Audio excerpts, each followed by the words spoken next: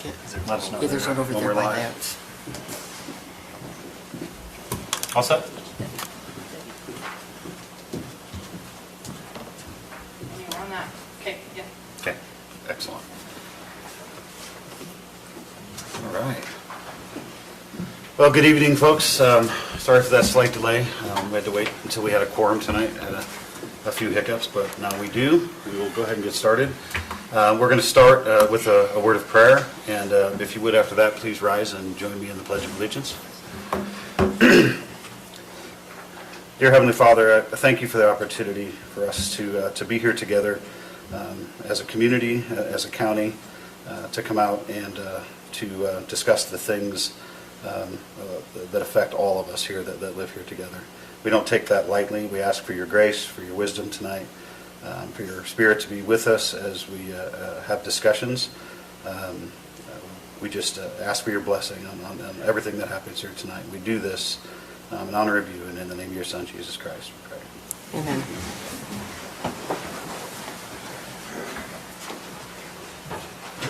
I pledge allegiance to the flag of the United States of America and to the republic for which it stands, one nation, under God, indivisible, with liberty and justice for all.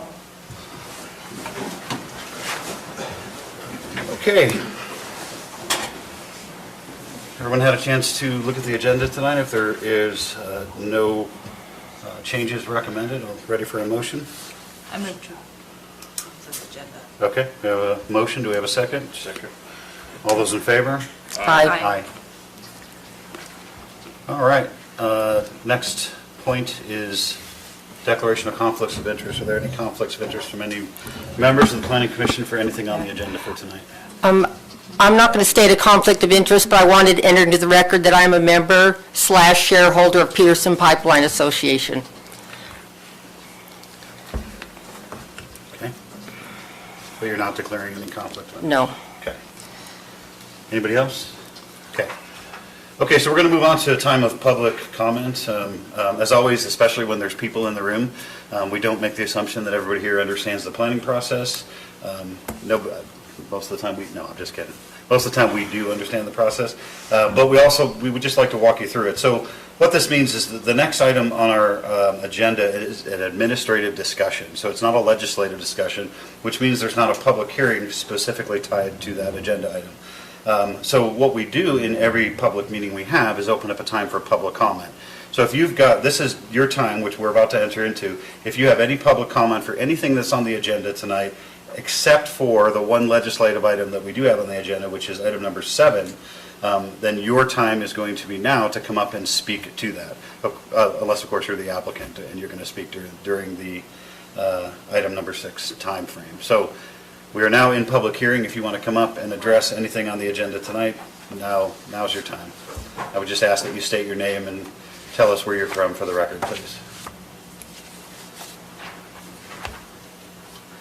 Sorry, the microphone's right over there for the camera. I really don't know what we're doing. But there's not a mic, right? It is. It's the little one that's right on top there. Technology's just changed. That little black box. And Oh, yeah, I don't have to it's hold fine. anything. Okay, sorry. Does that count as part of my 3 minutes? No. So I'm Kristen Guyman and of Peterson, Utah. I am a co-owner of lot number 1. So naturally, I am an optimistic person. I was optimistic when we bought our dream lot in Peterson. I was optimistic that we'd get to build our home before my husband, about 6 months before my husband left on his deployment. Then we found out about the issue of fire suppression, and I still was optimistic that things would work themselves out and we'd get to build before he left, and it gradually kept pushing back. I would say that, the problem has gone on so long, it's gotten hard to be optimistic. But, I think I had the biggest smile on my face when we went into the settlement day that, this is it, we're finally going to settle, we're finally going to have an agreement and get to move forward. It felt like Christmas. But then as things with the settlement, we started getting out of the loop. We didn't know what was going on anymore. And so we were like, okay, we better start thinking of a plan B. If the settlement doesn't work out with PPA, what are we going to do so that we can keep moving forward? And, so my husband and I thought of like, okay, we'll do an amendment. At first we thought, it wouldn't eliminate PPA. So those that still want to become members of PPA and not have to worry about putting in a well and all those things could still join PPA. Whereas if we put in an NOA well, then that gets rid of that option. You can't do and still have PPA.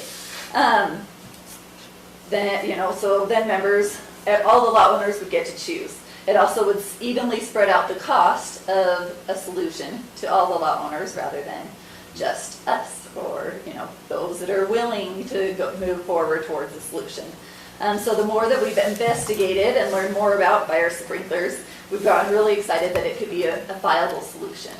The feeling that I keep getting over and over again is that a solution will be found, but it will be unexpected.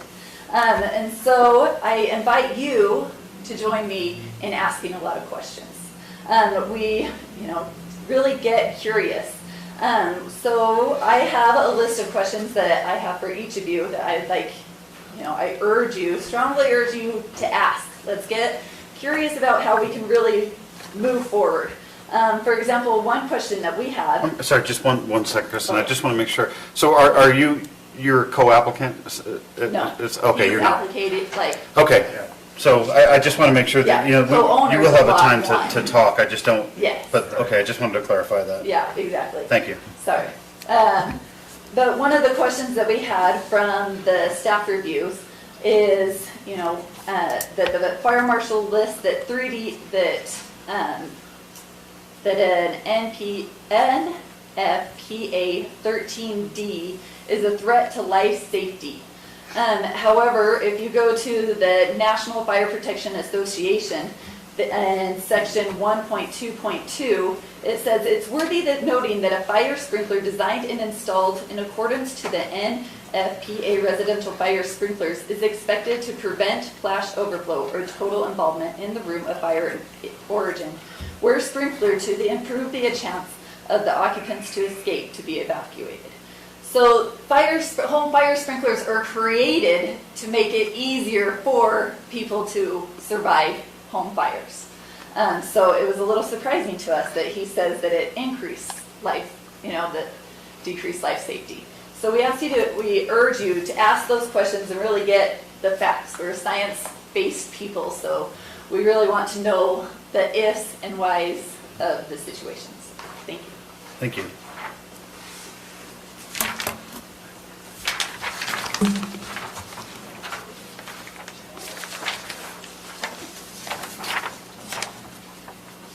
Thanks.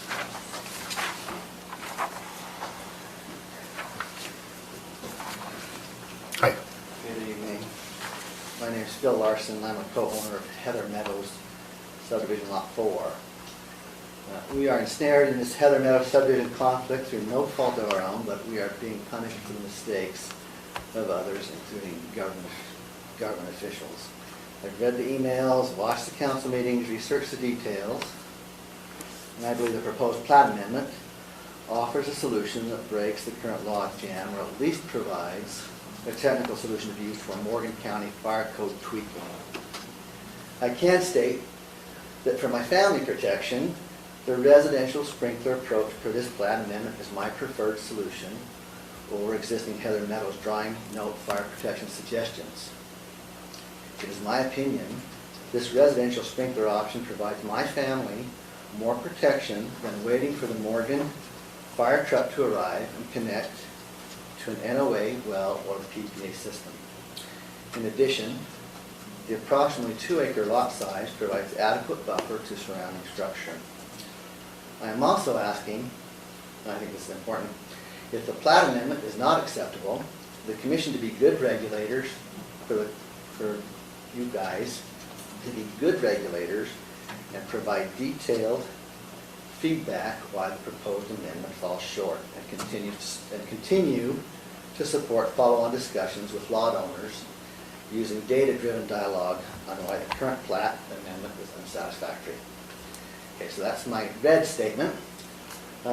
Just a side note, I'm a mechanical engineer aerospace engineer, and I work in code compliance for the FAA.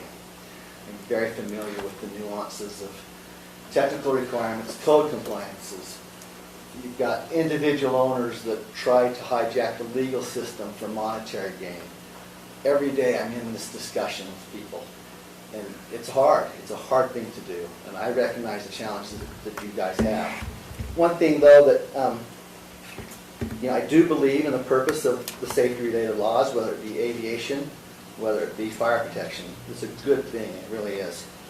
But I also think that if the laws and interpretation of those laws do not result in technical requirements that achieve a level of safety, then the process should be followed to adjust the laws or allow for different interpretations within the new laws. It can be messy.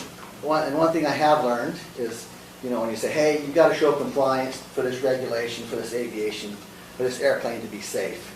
You get applicants that come in and they do a crappy job. They don't give you good engineering information and say, I need an approval. And so you got to sit there and say, well, you know what? You've got to have the data to support and show compliance. It's showing compliance and finding compliance. So, you see good applicants that come in with good engineering data, but they don't quite understand the process to tweak and get to show that the airplane is safe. And then on the other hand, you get regulators who, they're bad regulators. They'll sit there and they will hide behind the legalese, the fine print, or they will put up artificial roadblocks. Okay? They're just not interested in a solution. The best regulators are ones that say, hey, you know what? You don't quite comply here, but these are the requirements, and if you go do this, and you can show this, then you're showing the law. So it's this interesting dynamic. So, I believe that the impasse that is in front of us, I think it can be solved with the government's assistance, with the landowners, if we work and there's clear communication, and if we get good guidance on what we need to go do. If, as of today, it's not good enough, tell us what's not good enough, and we'll go work the problem. So I thank you for your time and your service. Thank you. Is this the 3 minutes for item 6, or is this just the public? Could you come up here, please? This is just public comment. So if you, there is no public hearing scheduled for item number 6, so if you want to comment on 6, now is your time. I apologize, I thought there'd be a public comment specifically for item 6. I'm David Pitcher, and I was the developer of this subdivision. And I'm not going to deny that there's been mistakes made by me and by the county, by Lance and the engineering, and part of me is that I'm confused to a point as to why this is such an issue, why Heather Meadows is specifically, in my opinion, targeted to have 1,000-gallon a minute well, for example, was one of the options. It was on the construction drawings. It's not even on the plat. There's, as far as I know, there's not another 1,000-gallon a minute well in the county anywhere. And I've identified at least 70 subdivisions, a lot of them approved by this very board, that don't have hydrants or sprinklers or tanks or any fire suppression at all. So I could provide that list. The county's seen that list. I'm just, I guess, flabbergasted as to the roadblocks that planning department has put up and the lack of response. I think this is what Mr. Larson was trying to say. We've asked in every way we know how as to why is it different? What can we do to solve it? Here's a plan, and they're ignored over and over. I don't know. I wasn't involved with the application process, but because of the comments of Mrs. Diamond, it appears that the fire department, or I'm going to assume that the fire department didn't comment or give a yay or nay, which is just further proof as to the lack of response. If they would have said yes, then they wouldn't be up here having to argue why fire sprinklers are such a good idea. Mr. Larson commented, and I didn't see the comments again, that the fire marshal thinks fire sprinklers aren't a good idea. I actually proposed fire sprinklers for another subdivision in Morgan City. It happened to be because it was over a 40 lot subdivision with one access. There's a fire code that says if you have over 30 houses and only one access, you can put in fire sprinklers. He didn't know anything about fire sprinklers at the time. He thought they would cost tens of thousands of dollars. Well, I've built a lot of subdivisions in California, and everybody hates that word, California, and California has a law, and has for the last several years, that all homes have to actually have fire sprinklers. And so if the fire marshal here is thinking, oh, fire sprinklers don't work, I mean, most of the buildings, commercial buildings in the state have fire sprinklers.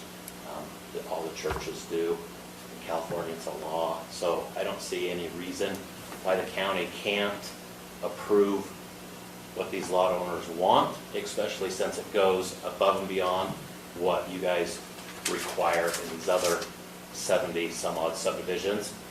And that's it. Thanks. Thank you.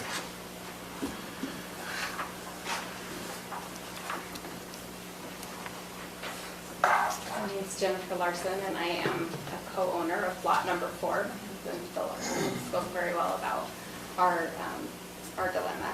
I wanted to add my comments. I came here tonight to support this plat amendment for fire suppression as an alternative method, or for fire sprinklers as an alternative method of fire suppression. I emailed each of you individually and asked for your support as well, and to research the data so that you would have the information. I, however, did not email those who have a conflict of interest on the board, PPA board, and who are also sitting present in this room tonight. So I'm sorry, Debbie, you didn't get that email. I believe there is a solution here, and as lot owners, we are putting forth our best efforts to find that solution.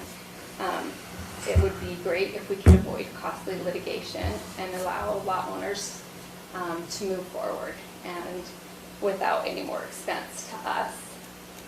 Over the 2 years in trying to find a solution, I have consulted with a very well-known and respected land use attorney. I have consulted with fire suppression expert and a professional civil engineer, and each individually recommended to me that the solution to our dilemma are fire sprinklers. If we are solely discussing the issue of fire suppression and not drilling wells, but fire suppression, which is why we can't move forward, and the safety of lives in our communities, this is irrefutably the best solution. In fact, 3 states, David, not just California, now mandate fire sprinklers for all new single-family home construction. The National Fire Protection Agency, FEMA, and the U.S. Fire Association have done extensive research in support of fire sprinklers. So I emailed this information to you, but I'll just give you the top statistics again. The risk of dying in a reported fire is 85% lower with fire sprinklers present.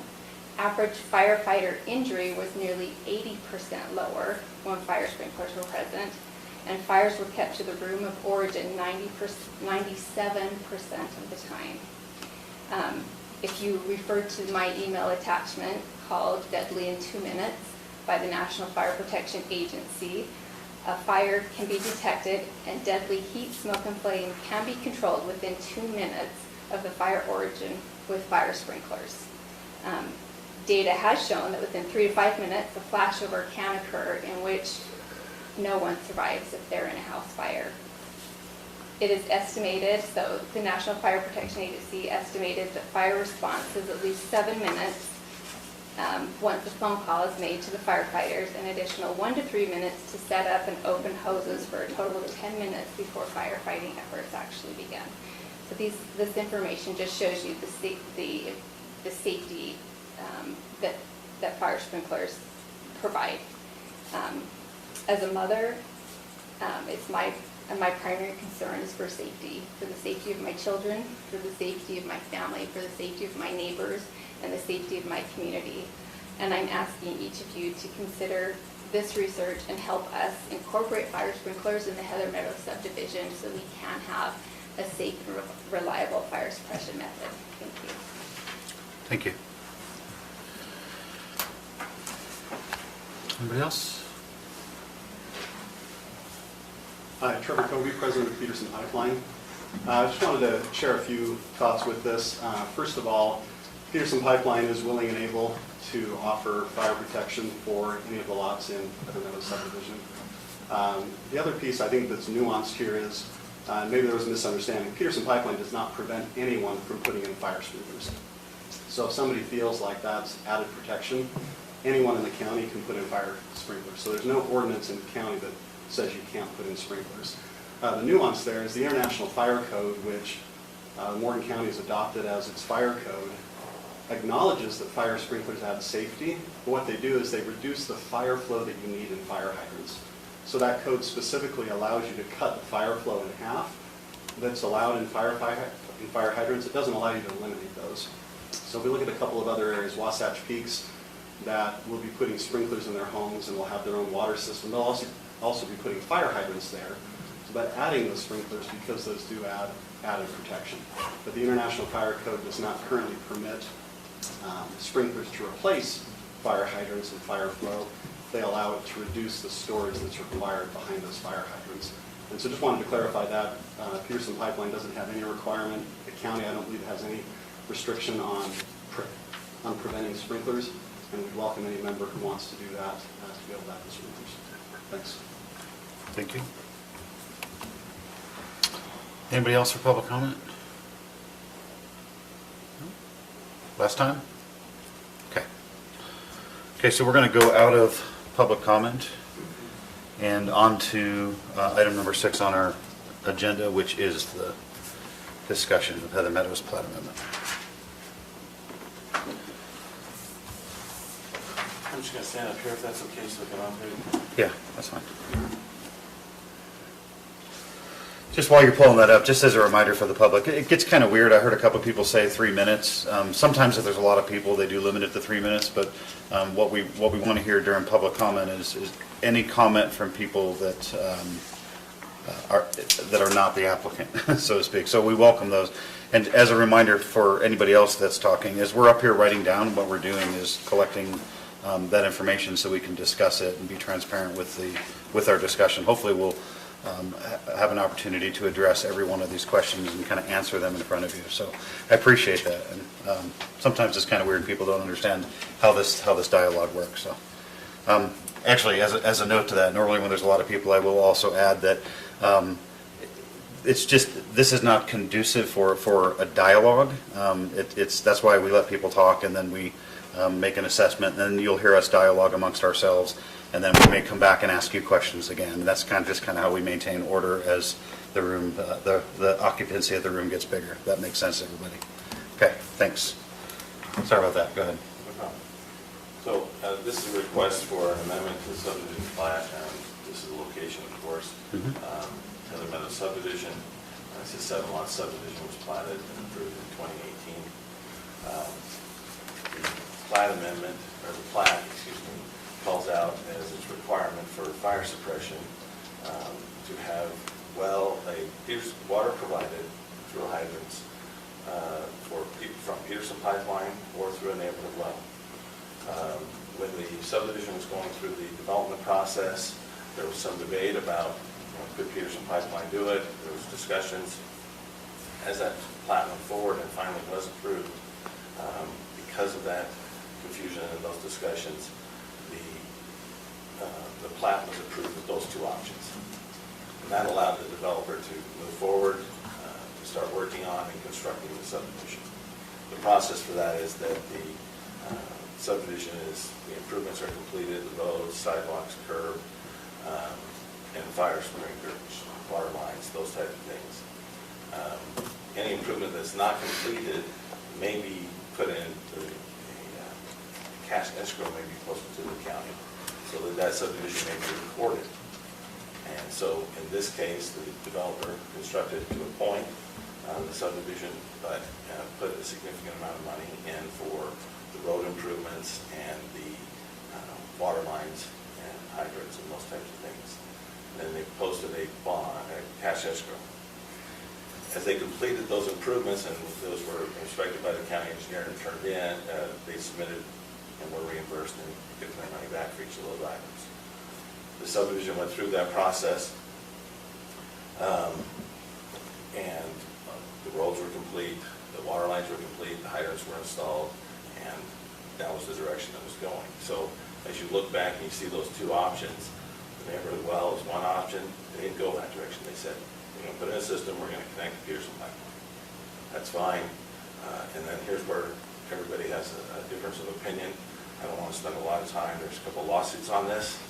There is a lot of issues and concerns. I will try to address some of the comments that came up in public comments here in a second.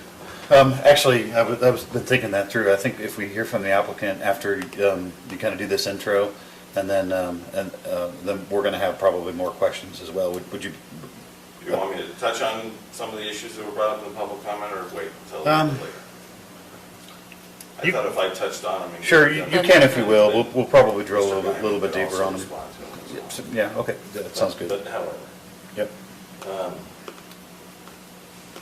So, and like I said, so the issue was that there was not water in the hydrants.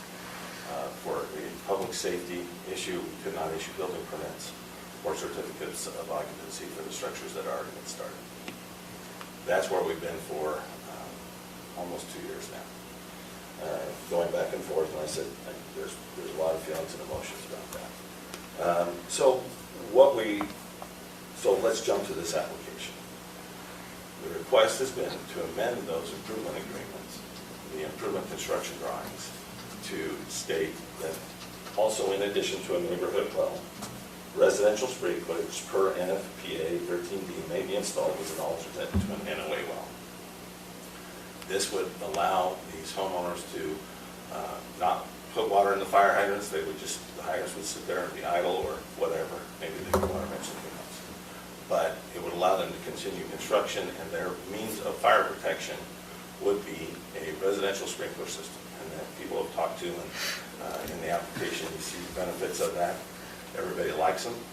There's no dispute about that. No one thinks that they are not a great thing and will help a lot. But we have to look at the Morgan County Code. In the water service area like this, we require, Morgan County requires that all fire flow and water storage requirements for firefighting purposes shall meet the requirements of the adopted fire code. Of course, the application was sent to the fire department. They did their review. They looked at the fire sprinkler request. If these homes just had the fire sprinkler, do they meet the International Fire Code? The answer is, and Boyd sent in a memo to this, it's in your packet, no, they don't. They do a great job. They're not a bad thing at all. We're not saying that. But he said we also need the hydrants. What it does is reduce the need for the water in the hydrants. So it could get away with a little bit lower flow. But it's still part of fighting fire is keeping the people out safe, which the residential sprinklers do great. They may suppress the fire. But ultimately, the International Fire Code requires that both those elements be present. The sprinkler system, great, but you still have to have the hydrant. You still have to have that second source. Boyd could not recommend approval of this change.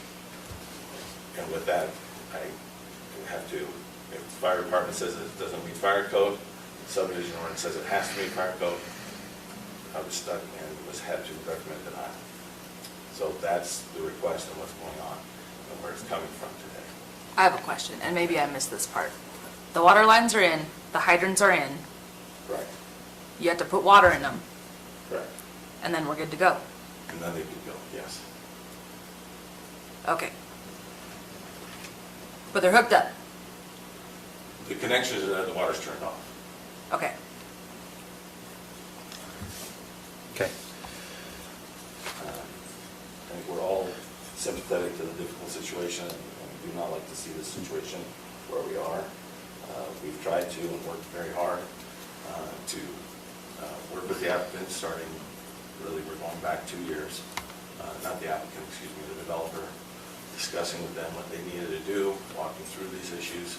I've had this conversation many times of the options are you can put in a neighborhood well that provides this level of service, which would require a storage tank, and there's other elements that have to be there, or you can hook up to the Peterson pipeline. And those discussions went on for several months. Ultimately, we couldn't come to an agreement, and that's when we had to stop work on the buildings and not issue any permits. Maybe I missed We were this. hoping to get that resolved. Maybe I missed this part also. Why is the water out? The water's out because the developer has not paid Peterson Pipeline for Got it. those water Okay. connections.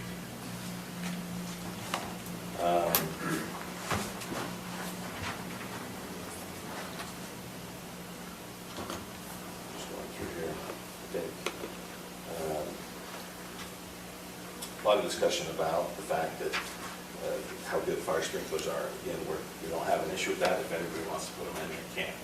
But we also need the hydrants.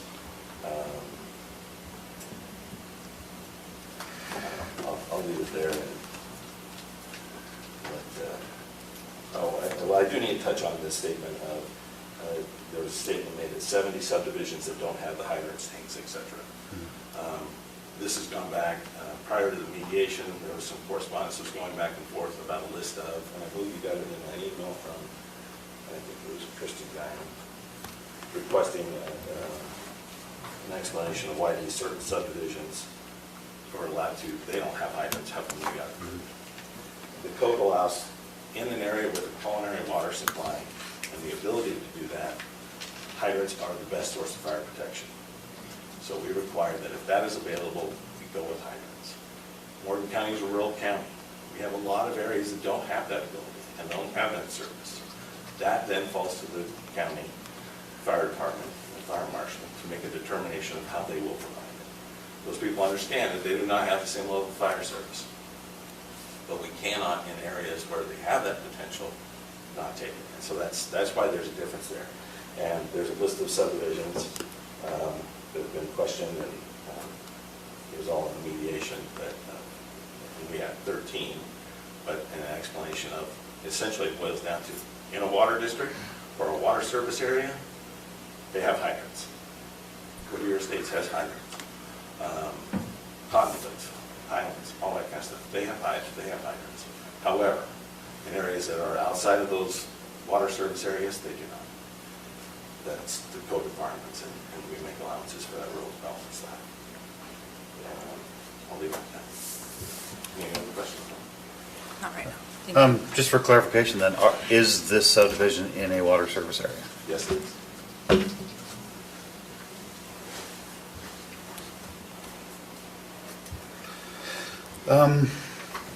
Applicant, and then we'll discuss our, okay. Is there a fire official in the, have any comments, or is he? I don't think, You could not make it tonight. no, I don't think he's going to be, we do have his letter, but this is, I assume you're the applicant, right? I am the applicant. So now is your time, if you'd like to come up and, Okay. One minute. Fire official here. Tell the clicker, the arrows on the right and left side will take you back and forth from the PowerPoint.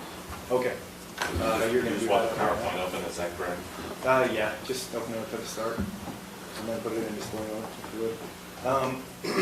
Before I start, because I'll probably get lost, I just want to address a couple of comments that were made in public and during Mr. Evans' review. So Trevor said that they're not allowed.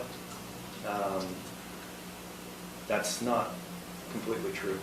IFC is allowed, the fire official is allowed to defer or adjust the fire requirements based on the needs and where the fire is. So saying that that has to be met is not true. That's how the 70 subdivisions that David Pitcher and you referred to are able to meet without actually meeting IFC.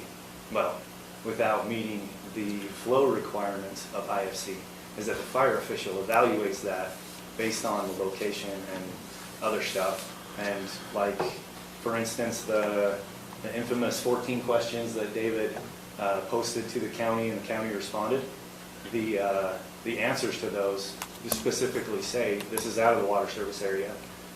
fire officials agreed to truck water to, am I right? So I want to clarify on that. It is an option. And also on a side note to that is neither of these other two options meet 2018 IFC. An MOA well, 1,000 GPM a minute doesn't meet, or for 2 hours, doesn't meet 2018 IFC. PPA has yet to provide proof that they can meet even 1,000 gallons per minute. I emailed PPA through Trevor Covey about a week ago asking a couple questions, just referring to IFC and general requirement. The most they could reach, or the most you could expect the hydrants to reach at the Heather Meadow subdivision is between 600 and 500 GPM. I just thought that was valid and needed to be addressed. What else? And then the question, Haley, you asked, or you want me to address you, Commissioner Glass? I'm sorry, I'm a noob. What's your preference? This Morgan County. Okay. It's fine. The commissioners, okay, I'll just refer to you as bulk. All the time, for lack of. So you asked the question, is the water off, or why is the water off? It's more than just that the developer is not paid. It's an agreement between the developer, the lot owners, has not been reached. That's the crux of the why mediation failed. Well, I don't want to say mediation failed, though. I was told mediation failed by the county attorney, and it's at an end. So that's why the mediation has failed, is because, not because people aren't willing to pay, because of the land use agreements that PPA demands be in place. That's essentially why it failed. And I'll go into that in my narrative, but just clarify, it didn't fail, the mediator had yeah, withdrawn. okay. But we still hope to mediate and. Okay, thank you. And just to set the tone, the reason why Garrett spoke up like that, we asked that the general public doesn't do that, but Yeah. because he's our county attorney, we're okay with that. We're totally fine with informality, because we really want to get down to solving problems. That's what we're here for. But we obviously, I put that out there because it's gotten kind of crazy here in the past, so we just got to kind of set the tone for that. And I appreciate everybody so far being very kind to, and professional to each other. Carry on, sorry. So, to introduce myself, my name is Montel Guyman. I should have started with this. I'm a co-owner with Kristen Guyman in Lot 1 of the Heather Meadow subdivision. We bought our lot in November of 2018. We immediately started development of that lot. Unfortunately, we ran into this problem, and now 2 years later, we still have the same problem, which led us to seek out all options, alternative methods. And ultimately, that's what this amendment is about, is presenting an alternative to what is currently unable to be agreed upon. For 2 years, county, PPA, developer has fought back and forth. I got back recently, and I wanted to do something because I'm fed up with the delays and not being able to use my property for what I bought it for. So moving on, just an item of note for this specific amendment. I have received both either verbal or digital communication from all lot owners that they would support this amendment. So every lot, all 7 of the lots in that subdivision support this amendment. They will all concur if you deem to approve it. So let me begin by sharing a moment that occurred. I was near the beginning of this amendment. I was coming from a talk with Lance, trying to hash out,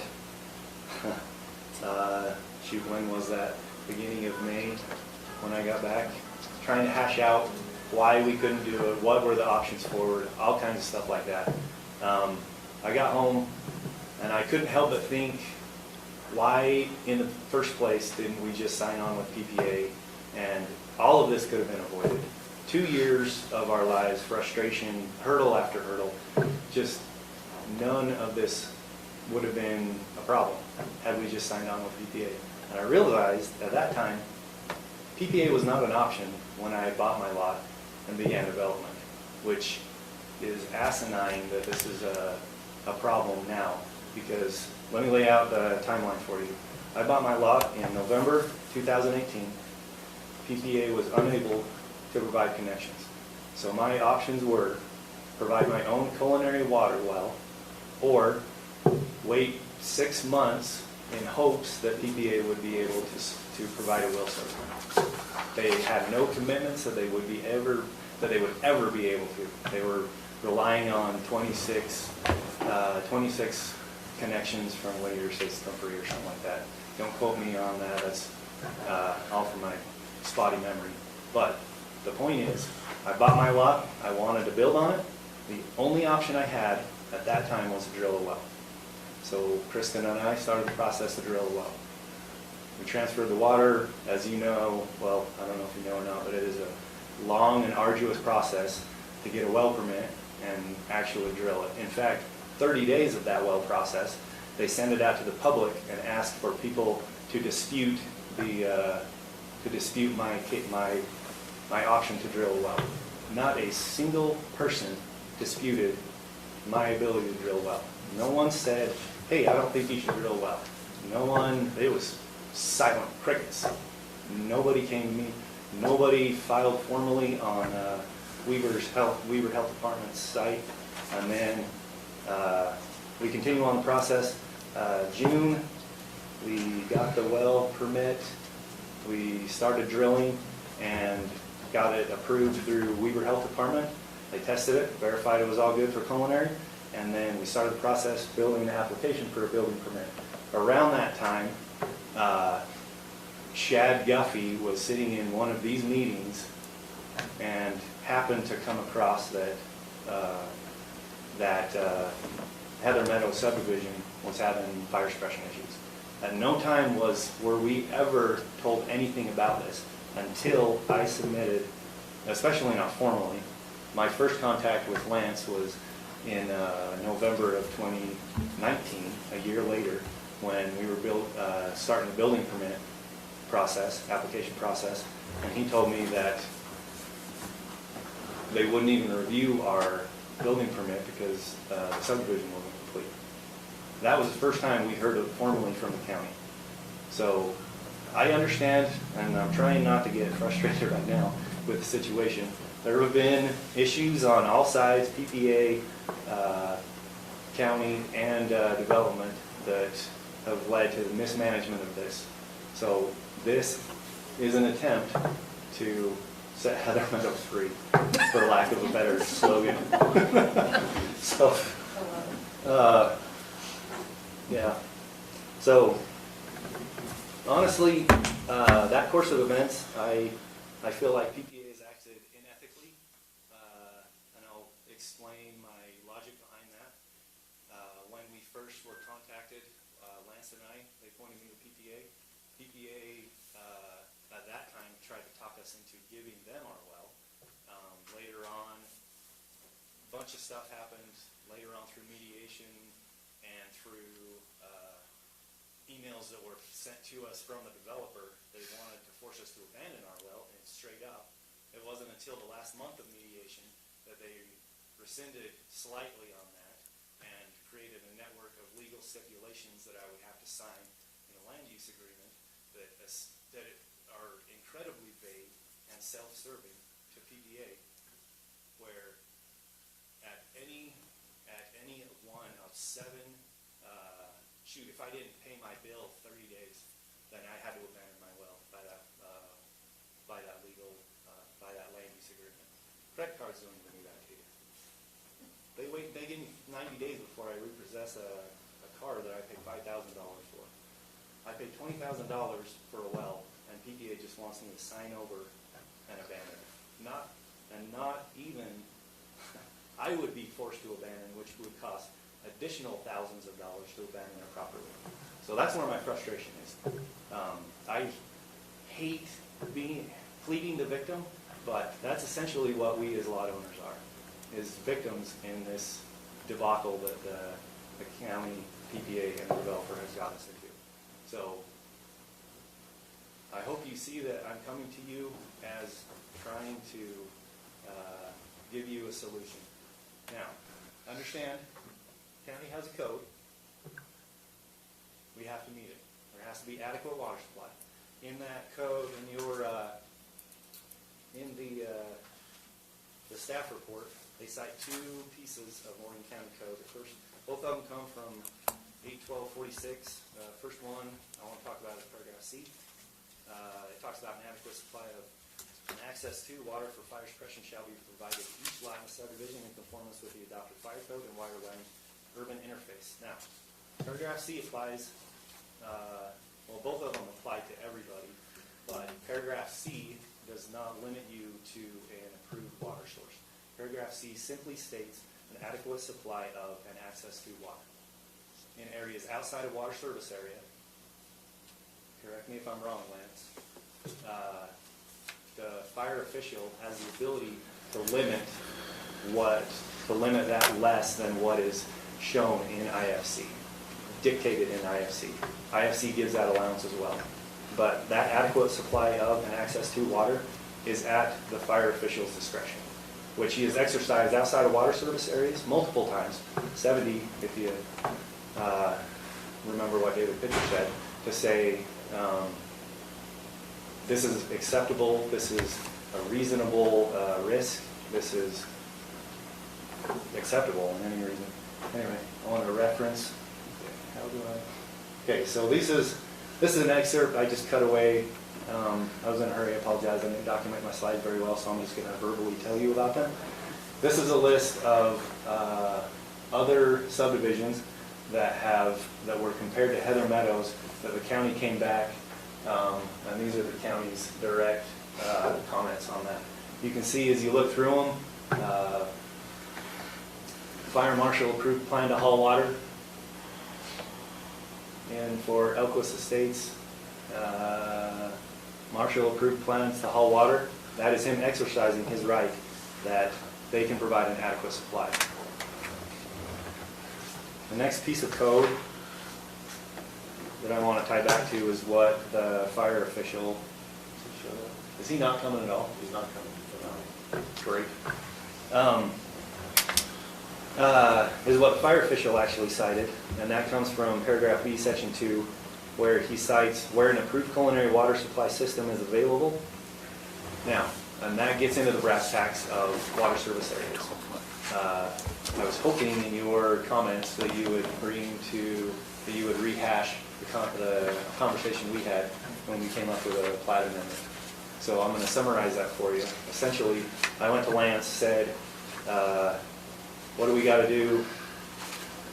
Pretty much you either amend the plat, build an NOA well, or connect to PPA. Mediation couldn't even get us to connecting to PPA. NOA well is, I honestly looked at doing that, and it's possible, but 1,000 GPM is an unbelievable amount of power that would be required to do that. So it is not off the table. You would be spending a lot of resources. And honestly, per this same paragraph B, section 2, they require that you have 120,000 gallons of water, which is NOA well, 1,000 GPM for 2 hours. So my intent here is to key in on availability of PPA. I say they're not available. Right now, well, so let me re-step. So initially when we went through the conversation about the plat amendment, what could happen, what could not happen, essentially it came down to whether we were in the fire service area or the water service area.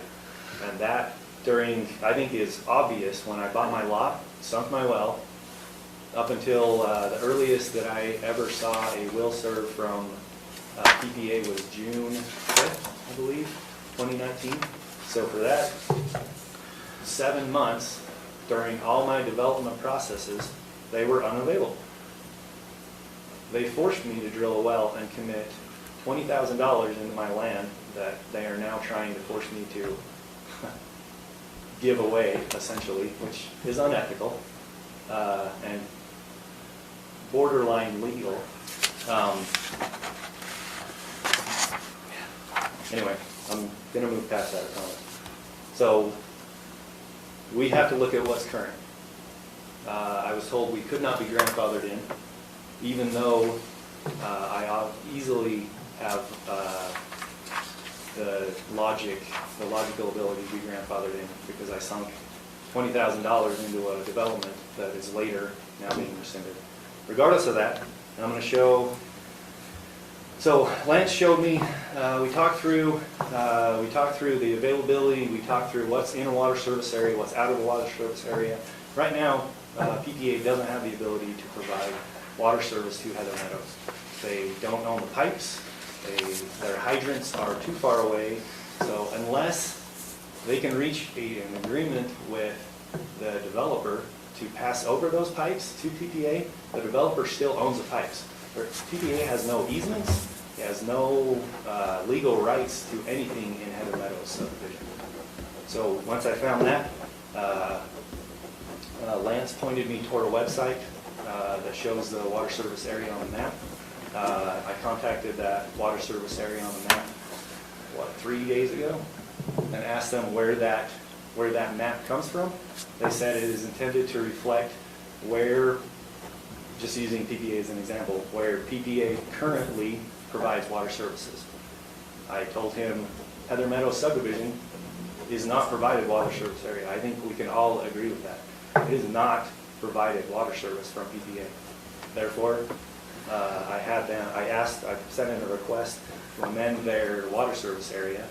Ironically, it sounds like PPA had sent in a request at the same time to amend their water service area. And they don't want to be stuck in the middle of us, so they pretty much just are hiding in the corner, and there is no water service area on that map that was originally. PPA has no water service area that's displayed or registered, for that matter, with the Division of Water Resources. So by that count, I say we are outside their water service area. I have 3 more reasons why they are not available. The second one, and this is rehashing that. This is what the map was earlier today. I think they took it down to like 3 o'clock, just so they wouldn't get stuck in the middle of our debacle here. After getting multiple calls by Trevor Troby's name came up, and they decided to punt the ball and just take down the water service area period. So right now, if you look up this website, PPA has no water service area. That's just the point I wanted to present. Okay, second one. Availability of water. Right now, in that same Oregon County Code 81246, paragraph 2, section 2, paragraph alpha, required water storage shall be calculated by the cumulative requirements of culinary irrigation and fire suppression requirements, but shall be no less than 400 gallons per equivalent residential connection. For indoor use, 1,813 gallons of storage for each irrigated acre and 120,000 gallons for fire suppression. And that's cumulative, so you add up each section of that. PPA currently claims water service coverage over a map, which I talked about before. This may be erroneous, but I want to present it anyway. They currently claim water service coverage over 866 acres of land, and I just drew a box in there using the tools on to estimate that area. As you can see, the blue line, I cut out obviously all the obvious non-irrigated areas. To give them the benefit of the doubt, I reduced that by 50%. You can see what my tabulations are. Some of them get a little crunched up, but right now, the latest reported from the Division of Water Resources, you got 149 connections. 400 times that gives you 59,600 gallons. Fire suppression's a blank check, 120,000 gallons regardless per the code. And then irrigated acres, I halved what I came up with just to give them the benefit of the doubt. And you come up with 806,785 gallons for a total of just under 1 million gallons of storage required if you actually consider that PPA is the water service area for that area. That's a deficit of 300%. Now, Division of Drinking Water isn't held to that, and goes solely off what the water service provider gives to them. So all this data is .01 to 12, the number of connections is all based off what the water service provider provides for them. In this case, PPA. So I have two water service capacity calculation sheets. And what I want you to focus on is the storage. I don't think there's any deniability they can meet the flow requirements, except for when you consider IFC, which I haven't found anything that disputes that. Sorry, my Oh, bad. oh, don't even talk louder, so no one stop for me. You can talk. Okay.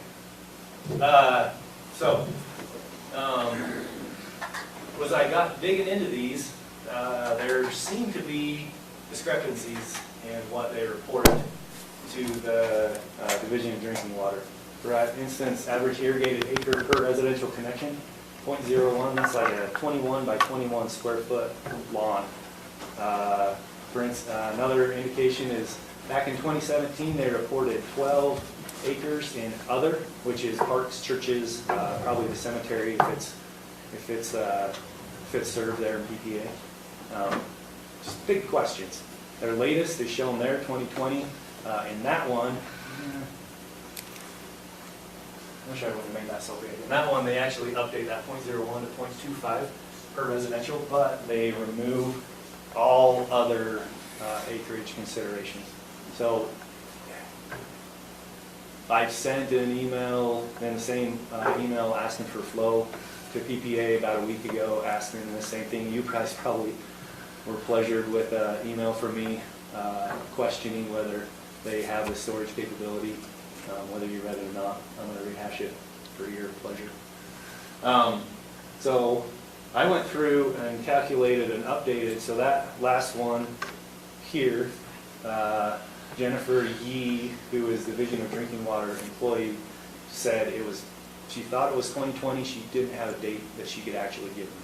So that's why the question mark on 2020. But they have 140 residential connections listed there. What Division Drinking Water actually shows on their website for 2021 is 149. They list 0 acres of other connections covered, and then their reported storage capability is 250,000 gallons. So we go through the same math: 59,600 gallons, 120,000 gallons for fire suppression, and then for irrigated acres, I threw 2 acres in there because there's a church I know of. There's a couple things, so I thought 2 acres was feasible. We'll address that later. Regardless, you come up with 250,760 gallons. That number says that per Morgan County Code, PPA is not available without violating paragraph B, section 2, paragraph alpha. So PPA wants to pull in Heather Meadow subdivision, so let's run that. 149 plus 7 gives us 156 connections. I gave them 0 acres because I didn't need them to justify it. With all 7 connections of PPA, or 2 PPA in Heather Meadows, 120,000 gallons, nothing in other irrigated acres, and a quarter acre for residential irrigated acreage, which is what they claimed on the 2020. You come up with 253,107 gallons. Once again, they exceed their storage capacity, and they do not meet code if they assume Heather Meadows subdivision. Now, that is what I took off a website, a public knowledge website from the Division of Water Rights. That does not include future subdivisions or future commitments, which Whittier Estates has some coming up, which they won't have connections shown on there. So I'm an engineer. That's pretty easy math. They are non-compliant if they absorb Heather Meadows. And yeah, I'll get to the next point later. Yeah, they're not available. I lost my next slide. Oh, that's it. Okay, I'm done with that. So a couple other points. I told you I had 4. I talked about the water service area. I talked about the availability. During the mediation, I noticed that PPA required that we give up a water right in order for them to give us service. So essentially, they don't have water rights to give us service unless we give them. Now, the question is, could they be made available by us giving them our water rights? Sure, but that's not what the code says. The code says it is available, not made available. The second point is currently, that's the one I missed. That's what I was expecting. So I have another slide in here which showed current hydrant positions that PPA has. Currently, with the existing hydrants, they do not have the capability to provide fire suppression to the entirety of Heather Meadows subdivision. Could they be made available? Possibly. I mean, anything's possible. But my point is, they are not available. So to wrap this up,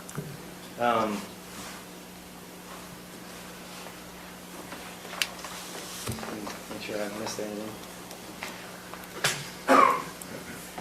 Oh yeah, not to attack PPA, but there are other considerations as well on why I personally don't want to, in addition to the unethical treatment that I feel like I got, in addition to that, there are other issues that PPA currently has, legal issues with the Utah Division of Drinking Water. Right now they have 2 significant deficiencies.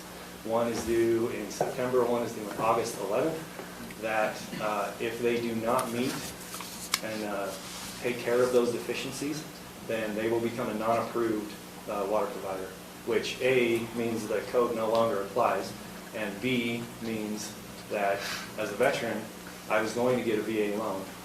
VA loan will not accept an unapproved service provider, which rules that out for me. Other loan companies I can't speak to. I talked to Cardinal, and they hummed and hawed and kind of said, no, we'd have to investigate. Your interest rate would probably be higher, but maybe, good solid maybe. So that's another consideration is in August 11th, if PPA has not addressed the significant deficiencies, they become unapproved. And that really hoses a lot of people. Currently, they're on probation. It's been there for 4 years. This significant deficiency, nothing's ever been done about it. They don't even have a corrective action plan, which is the only thing that the Division of Drinking Water is asking for, is simply a corrective action plan on how they're going to resolve their deficiency. My frustrations gets us off developers' back. We're able to own the fire suppression in our own home. And I want you to understand, we are not asking for a free lunch. Other places in the county, the fire official has signed up to truck water, and they provide absolutely no contribution to fire suppression. That's not what we're asking. All I'm asking is that we are able to take care of the fire suppression issue ourselves. That we can have a system designed to NFPA 13D. Both Heather and Jen extolled its accomplishments. I don't feel like I need to really go through that again, but it is significantly safer for residents, for firemen, for the house itself. I had a list of items for you that Kristen gave to you that I was hoping the fire official would be here. You could ask. Pretty much all of those are describe the benefits of residential fire sprinklers and why you can't, anyway. You know what, actually, you have an extra copy of that. I'll address what I think, and while I'm on the floor, apologize. Because I feel like I've done enough research on NFPA that I can give you a semi-clear idea. Okay. In his statements, he says he only allows residents for a limited time to exit the structure. So I was hoping he would address how much time that exit time is extended by residential sprinklers versus when you're just waiting on a truck to show up and hook up to a hydrant, which is significant, in my opinion. Seconds matter in a fire. It doubles every 30 seconds, and you're waiting 10 minutes typically for a truck to show up, 7 minutes for a truck to show up, 2 minutes to hook up. I mean, 10 minutes, you exponentially increase the size of that fire. NFPA 13D, I think, disputes his statements there. 5B, 13D, residential sprinklers, limits water supply, thus creating safety concerns for firefighters. So you can take that two ways. The first one is obviously wrong because my sprinklers are pulling from a private well that the firefighters don't even have access to. So my sprinklers in my well are not limiting their firefighting ability. I think what he meant to say was the lack of a hydrant limits their firefighting ability, but at the same time, they've allowed and accepted that risk in countless other subdivisions. The last one was if a fire department must haul water, it creates a gap in water flow and safer fire operations. So, with respect to that, when I've been talking to fire officials, they bring multiple trucks. They don't only send one truck to a fire. They have multiple trucks. They'll exhaust one truck and send him. It's called a yo-yo operation. And they just yo-yo back and forth between the source of the fire, or between fighting the fire and refilling at whatever source they can find. In our case, there's a river right there. There's plenty of other sources that they can get to in order to do that. So I was hoping he would be to address that as well. And then lastly is something I need his help with as well. IFC requires that private hydrants be tested annually and maintenance done on them annually.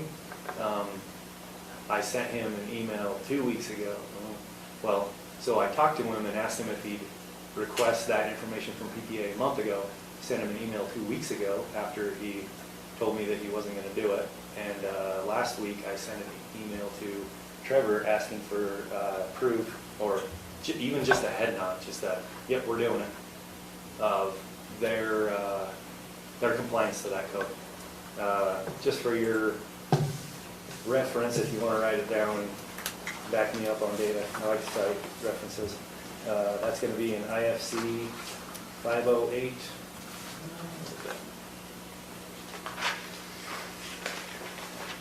508.5.3, paragraph 1 in IFC 2006, or 507.5.3, comma 1 in IFC 2018. So you can see it's been a requirement for quite a while.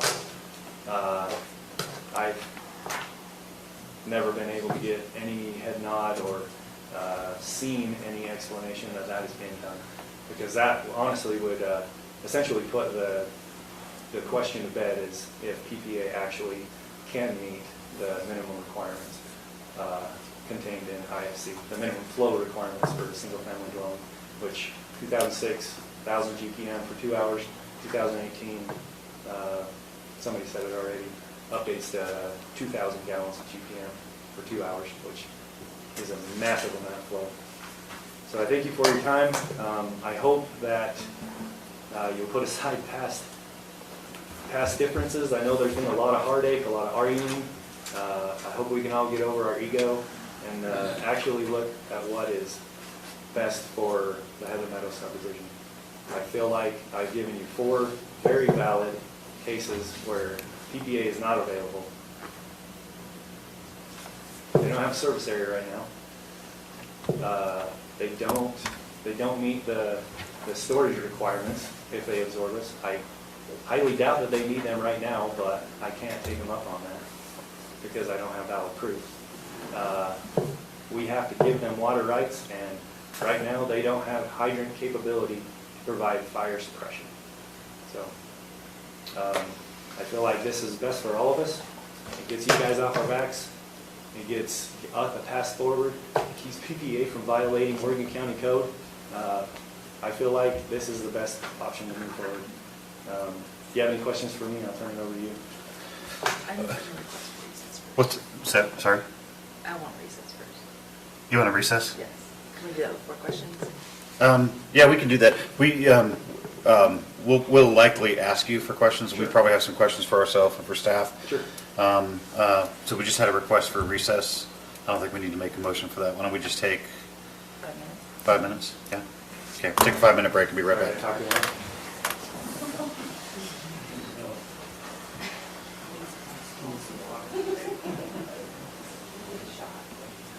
Shoot, bathroom.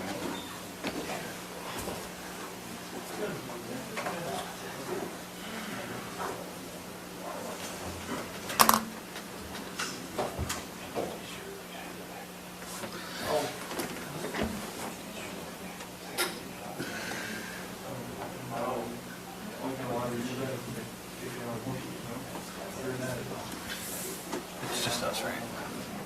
Stop. It does. Yeah, it just, when I looked at the recommended motion, it said.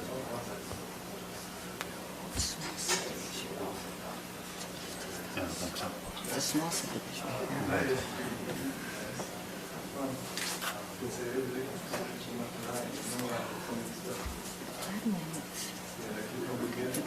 We'll have to ask. Yeah. When we come back. So we'll ask for. Okay, good.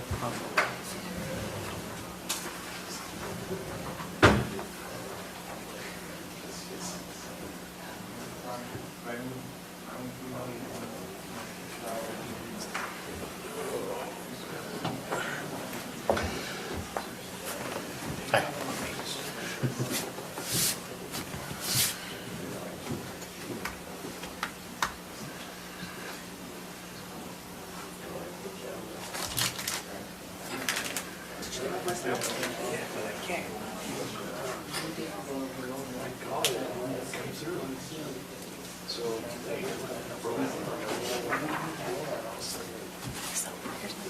Oh, my direct line is.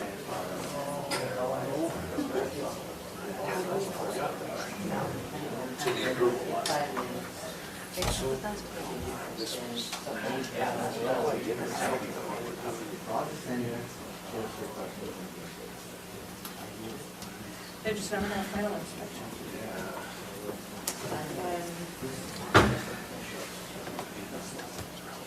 I figured if I should do help.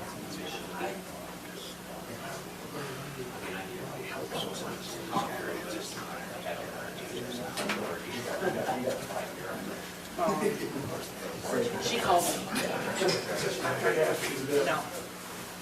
Because I told her that. Well, you know, I didn't get it.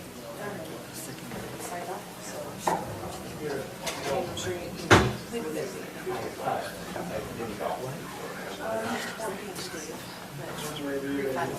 Final inspections. But, I've had a lot of people ask me that. because of the fact that it's such a. Yeah. We can see it. And it translated to me that I didn't. That's not relevant. So that's not. I'm just trying to get some.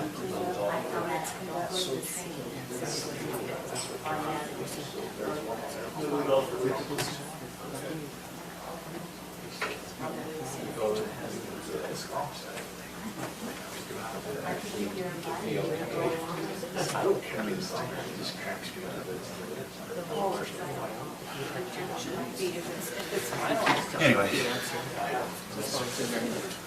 Requirements that result in blah, blah, blah, blah, blah, plan actions, recommendations to the building commission. Okay. So I wanted to make sure that the recommendation, I think somewhere else it says, I just want to make sure it doesn't stop here. Stands for performance bonds. You- should go. So Just we wanna make make sure. recommendation, we don't, So it's front of the council. Yeah. the commission. Our commission had it. So you recommend one of the. I'll ask you that just Yeah, for sure. clarification. You're welcome. So their performance was outstanding. They paid people to come in. So they need to call in an inspection on their equipment. That's all that is. They got final, but we are still holding $2,500. So. Yeah, I didn't know what. Okay, just another minute, and we'll get started again. There's a key combination of lots and adjustments, subdivision title changes, plan obligations, amendments and general lot restrictions. In accordance subdivision chapter, shall be reviewed by the county council with a recommendation from the planning commission. Council is existing. Yeah, the short one. Let's go with that.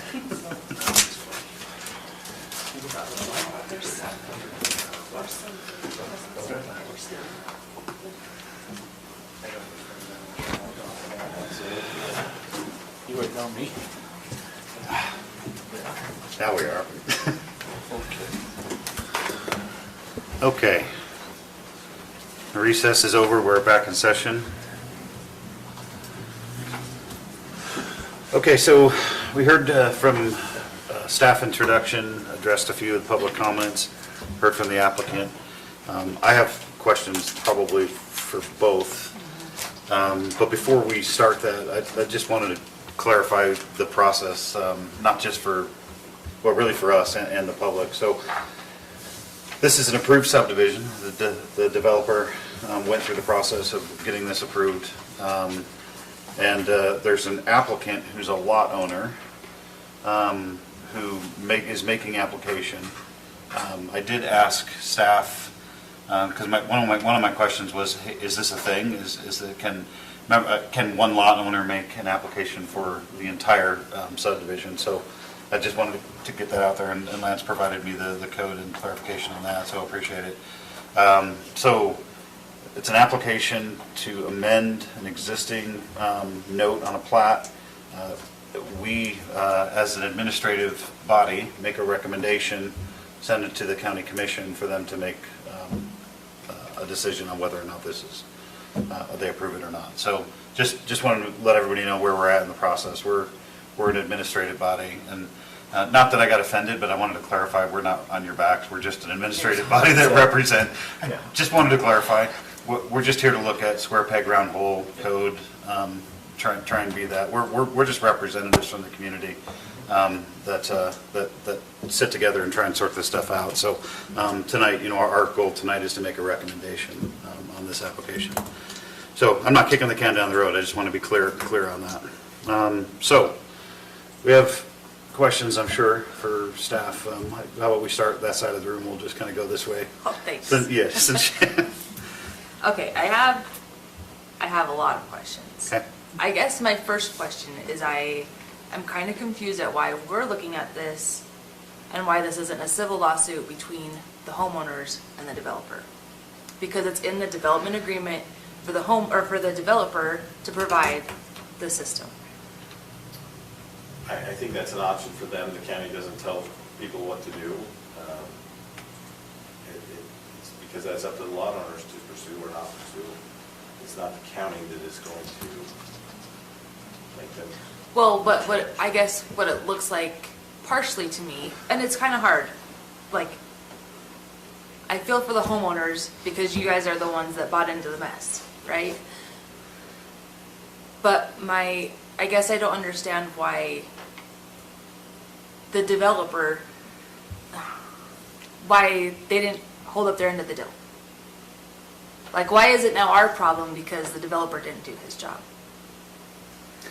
So just to comment on that, I agree with you. And it's tough in these situations because we're being asked to look at this application. This application is CO1, so to speak. This is a potential course of action for resolution to the problem. So we have a very narrow scope because we have to look at this application and say, based on code, is this application at this time, this is what we're looking at tonight.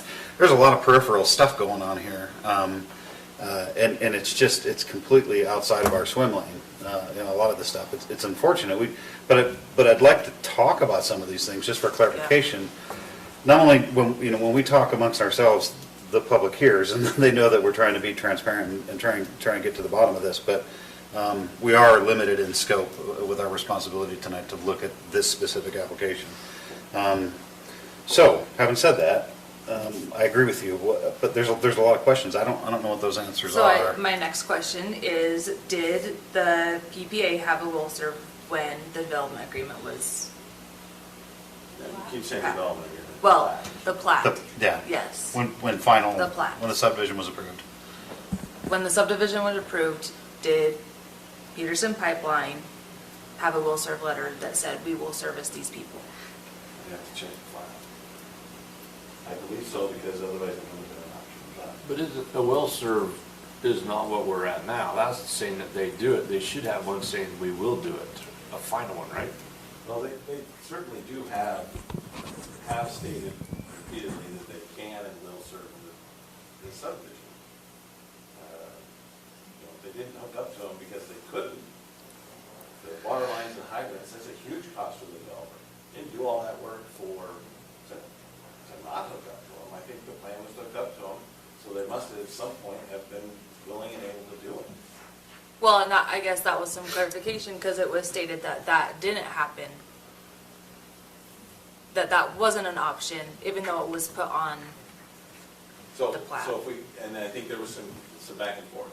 At one point, EPA said, no, we don't have the capacity to serve you. We have already sold all our connection Yeah. options. We are afraid to incur more, and we can't make that promise and make that will serve. But during the subdivision process, they were able to acquire, and they do have it. And that's why it was an option on the plat. And so, yes, so the compromise was made on the plat. Fine, normally we would have said, you have to hook up to the culinary water. Yeah. But because of the ambiguity that was there, the subdivision went down to 7 lots to make room for wells and septic systems. So because of that, there was a compromise made. And you would still have to provide fire protection. You can either be a neighborhood well system if you don't want to hook up at PPA, or you can hook it up at the PPA. So both options were available. Both options are still available.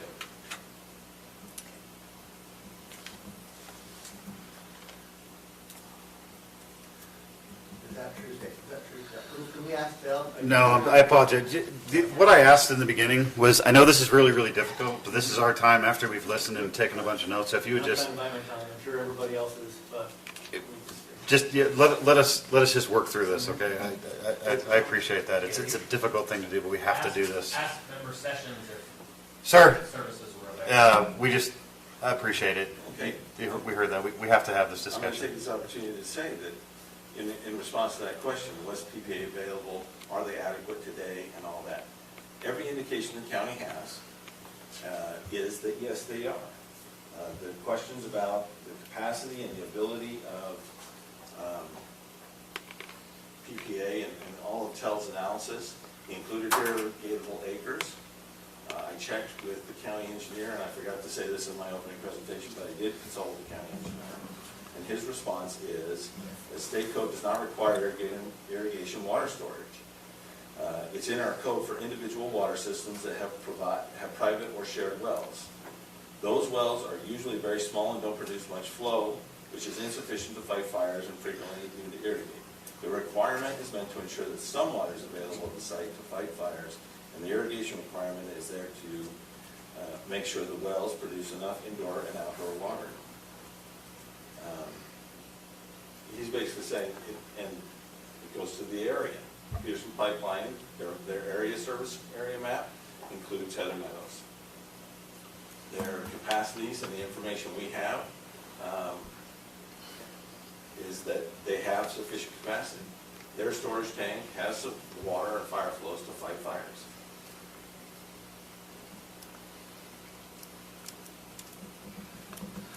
I'm just looking back to your checklist that you provided in the staff report. I'm looking for the code reference for service area and the requirements for that preliminary. Can you remind me of what code it is? What you're looking at is the Just preliminary plats. just give us, and final plats please. and the requirements. That does not dictate all the elements of the code. Okay. 1246 is where. What is it? It is a 1246. I was just, I couldn't see it. So, I just got a question with all this. Sure. If there was water put in from Peterson Pipeline, so those hydrants worked, are they in the hydrants? Yeah, everything's in, they just No. need water. Is the hydrants in Heather Meadows? Yes, So the real issue is there's just no water in them, right? correct. So if there was water put in them, building permits could be issued, occupancy could be issued, would be done. So I see that that's more not a county thing, because Peterson Pipeline's saying that they can do it. So the issue is pay the money, do whatever you need to, get the water, and we're good. And that's all the lawsuits and all the discussions we've been having the last couple of years, trying to get that to happen, working with everybody. Yeah, that's true. But we're trying to get that moved forward. We've done everything we can. Anyway, I want to stick to, the request here is to amend it and go to fire sprinklers unless the standard's there. Because this, we've got lawsuits outstanding on this, we have mediation with all the direct parties involved, and for 3 months, we couldn't figure out a solution. Yeah, I guess And I get their desperation. Yeah, for sure. my concern is we got all this here that we're dealing with, and so is this really the avenue we have to take with not understanding what's going on? I think it's a hope that maybe this avenue might work. Yeah, it would put to bed. And I guess my point with that is we really need to take this back to the requirements, if this were final plat for this, and if the applicant was coming to us and saying, hey, we would like this as an option, would we recommend approval on that as an option for that plat? That's really what the application is before us. Is this does it meet our code? Is it an acceptable? Again, there's a lot of peripheral stuff going on here. It's just. The answer to that question would be Just no. no. That would not be an option in our code. So there's some things that we talked about tonight. So can you help us work through this? There were some things that were brought up that the fire chief has option to approve an alternate method if, and what are the ifs? That's what I was looking for specifically. If it was in a service area, If you're outside of a water service area, right? there's no other options, then the fire marshal has the ability and the flexibility to address that on an individual basis. Could the fire marshal in any other case make a recommendation, even if someone was inside the service area, according to our code? I know the fire chief and fire marshal have tried very hard to get to that, and no, their interpretation is that sprinklers are great, but you have to have water in the hydrants. Yeah, and yeah, the tough thing about the narrow scope of the application before us is that we've got to look at, our code says this, we went to the fire chief made a recommendation, fire chief's recommendation is this. None of us are experts on any of the evidence or comments that were made tonight. I just don't know what to do with it. I think it's valid because it's in the public record. There is a next step in this at the county commission as well. So I think it's valid to have these discussions and record all of these things, valuable and valid. But we do have to limit our scope to square peg, round hole. Question before us tonight, is COA 1 an acceptable solution? So that's where we're at with our questions.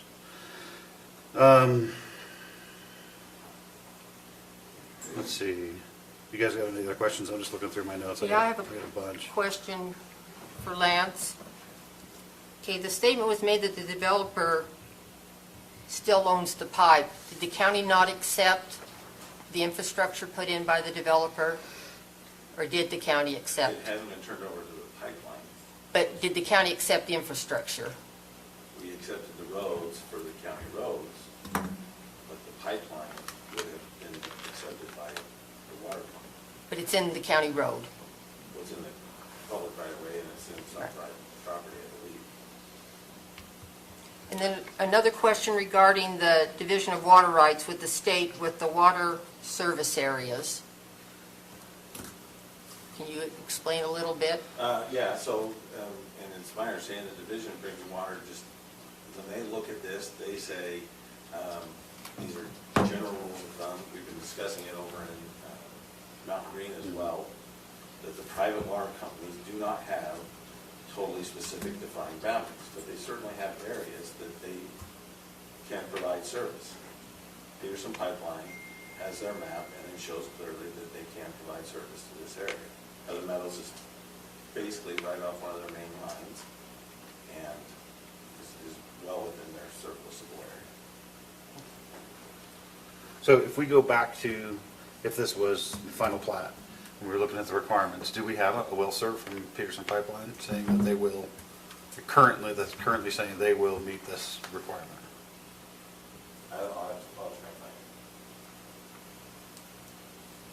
it. I'm sure we do. I know they're here, they don't have to come up, but if they wanted to speak to it, we would welcome that answer. So you want me to speak to it? It's completely up to you, you don't have Yeah, to. no, so If you just wouldn't, Yeah. just so we can capture it. Yeah. Thanks. So Trevor Covey, we've consistently said we're happy to provide will serves for all 7 lots.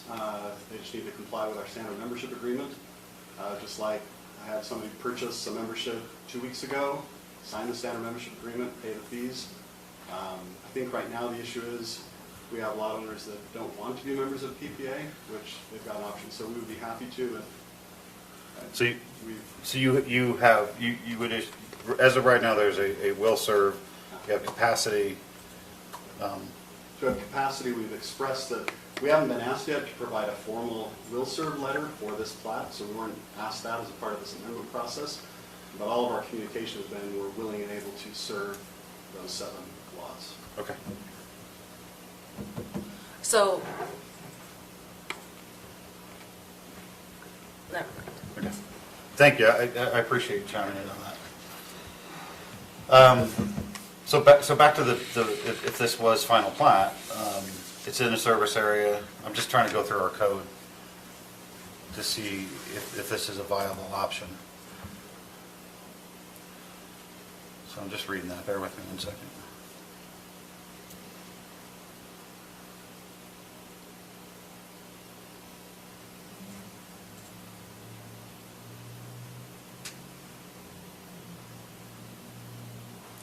I don't know. Why can't Okay, I do have a question. Okay, go And ahead. this is While I'm looking for for this. PPA. Mhm. So you have a standard agreement that people, lot owners, if they want water, that's what they sign to get water. Correct. So the holdup is that people don't want to sign that agreement to get their water. Correct. Okay. Thank you.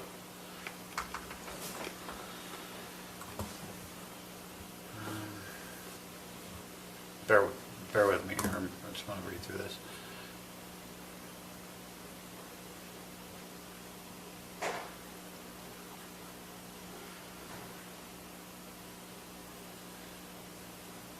I have another question. Shoot. I just don't understand if it's a standard agreement to get into the Peterson pipeline, why there's a hingup.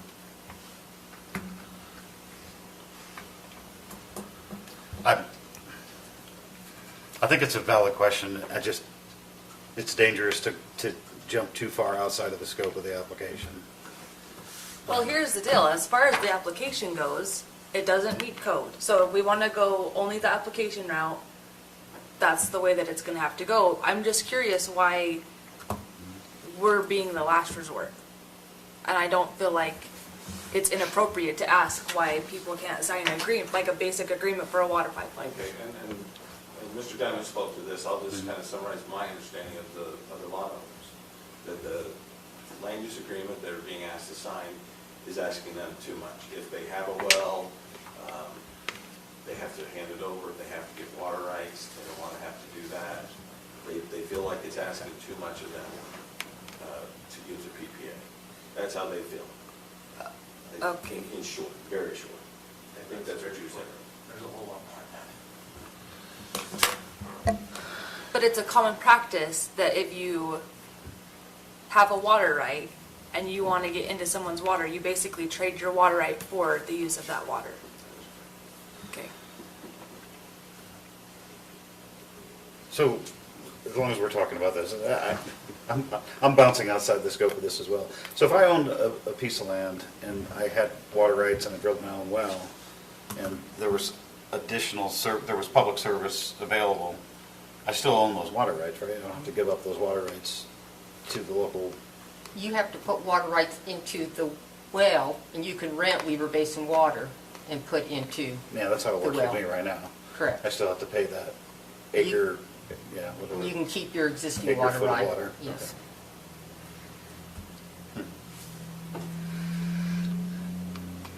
Okay. Shane, you got any questions while I'm looking through mine? I'm not sure yet. Okay. One of the other questions was so sprinklers appear to be an option that reduces the capacity, the required capacity for fire hydrants. So that's an option. It's not the application. The application is an either or. Well, let's look at the actual verbiage of the application, but Well, they just want to be able to use the sprinklers as another way for fire That's suppression. the only way. yeah, so the application is for sprinklers as the only way, right? Yeah, To being able As an option instead of, to, as an alternate. okay. yeah. So they don't have to do the pipeline or the well, they can just do the sprinklers.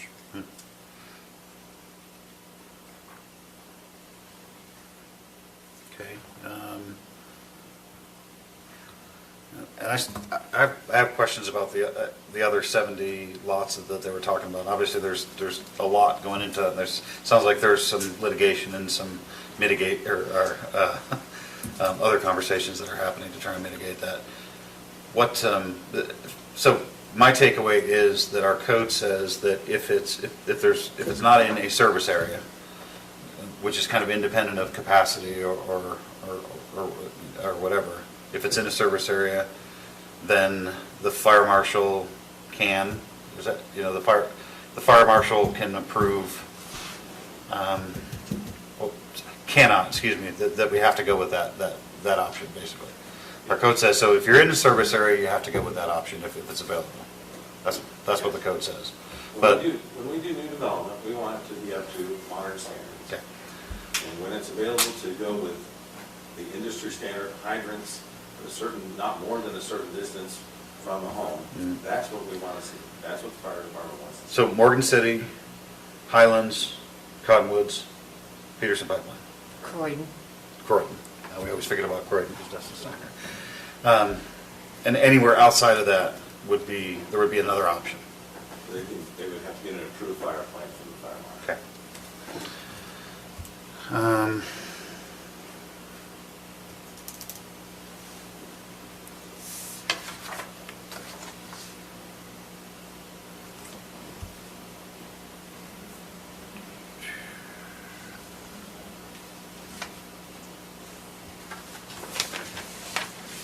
I think that covers my I think it's questions. important to know Yeah. what you said about, like, we are community members that are here to help Yeah, the planning process, but also we are not the professionals in any of these matters. I don't work for Peterson Pipeline. I don't know anything about fire code other than what we have been presented in this meeting and previous meetings, and I cannot go against the fire marshal's recommendation. I guess, who am I to go against the fire marshal's recommendation? I have no experience at all, right? So, that's a great point, but while we're having this discussion in front of everyone, what do we do? So what are options, right? It's obviously frustrating.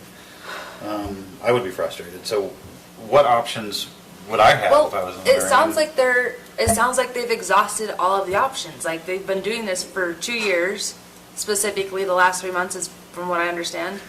They've been working with the fire department. They've been working with Peterson.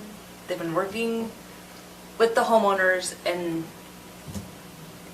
nothing has come of it. And I don't feel like it's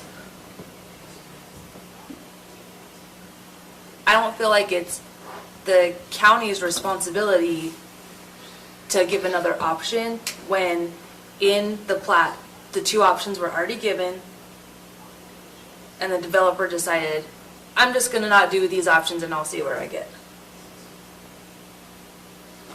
That's where I sit. Okay, this, it's a tough one. There's a lot of stuff on the table. There's a lot of, It is. there's a lot going on here. But again, unfortunately, we have a narrow scope question before us, which is this amendment, is this plat amendment acceptable with our code, yes or no? The answer is no, Well, if we're talking about our code. yeah, and we can follow our process to ask that question. So if it sounds like you're ready for a motion, do you want to make a motion? Or do you want further discussion, guys? With our narrow scope, what the application is asking, what our code is, we only have one option. This is an administrative item, which means that it has to meet the checklist, and if it doesn't meet the checklist, then the answer is no. We are forwarding a recommendation to the council or to the commission, so Okay. I would feel comfortable us making our decision and then moving it to the commission, and then they can have the final say, I guess. But if their final say is different than ours, then so be it. Thoughts on that, Shane? I agree with Haley. Debbie, thoughts? Yes, fine. Further comments? No. Okay. I don't have any further comments or questions. I think you said it well. So are we ready for a motion on this? Yeah, Mr. Chairman. I move we deny the Heather Meadows subdivision plat amendment application number One second, forward, Recommended. forward, yeah. I move we recommend. Yeah, thank you. Okay.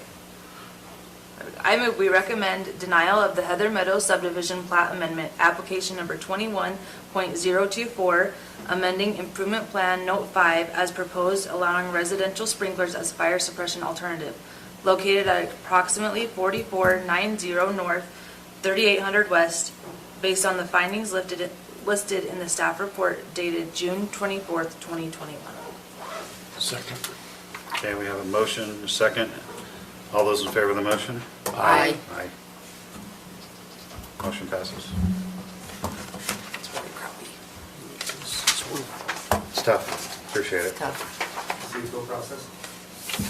Pardon? What's the appeal process? Or it just goes, do we get it back to the county then when it goes So- to the county? Goes to the county commission now. Yeah. To them to. So we're a recommending body. Okay. The legislative approval authority is your elected Follow officials. up on the additional analysis that I I'll add more. Yeah. It'll go before your elected officials. We're just an administrative recommending body on this. We'll schedule as soon as we can.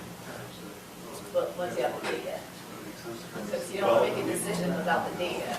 So unless they can The prove. planning commission recommended to go to the county commission, so we could put it on the next day. If you would like a little extra time, then maybe we should ask the planning commission to allow the applicant to provide more information and then take the. I mean, it doesn't matter. They can work that with you, right? They can delay it as required. The only other option would have been for us to postpone it, but Technically, the next meeting would be July 6th, or we could push it to July 20th. Okay, I'll get back to you. No, like Monday, the 6th. all right. Item number 7. We'll take just a brief minute if folks are going to leave. There is more on our agenda that we're going to discuss tonight, so we'll take a minute for you guys to leave if you are.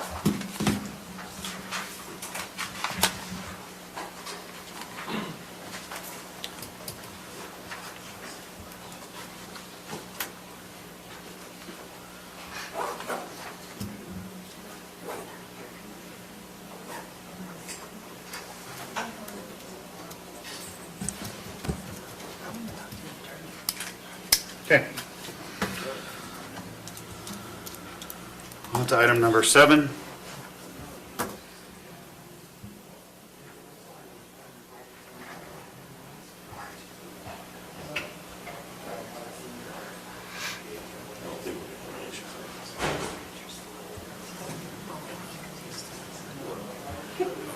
So the Utah State Legislature has been busy the last couple of years amending land use laws, and this is the first little bite at it for us to update our code in conjunction with that, those land use code amendments at the state level. There is more actually to do, but this is just the section I just into these items. So the request is code amendments to section 8.2 definitions, section 8.3.13 noticing requirements, and also addressing internal accessory dwelling units, which is a new state code requirement. Can we pause just 1 second? I have a question about the previous motion. Just Or if- I can wait till the. Yeah, I was staff just going to say, you questions. want to wait for staff questions? Give us a chance to Yeah, think but I don't want it the through. attorney to leave. What's that? You But I don't would want what? like the attorney to stay. Just, We've already talked, why don't you just- okay. So, Well, why don't we wait until he's Okay. about, if you have a question for him, he can answer it. well, it's just a question.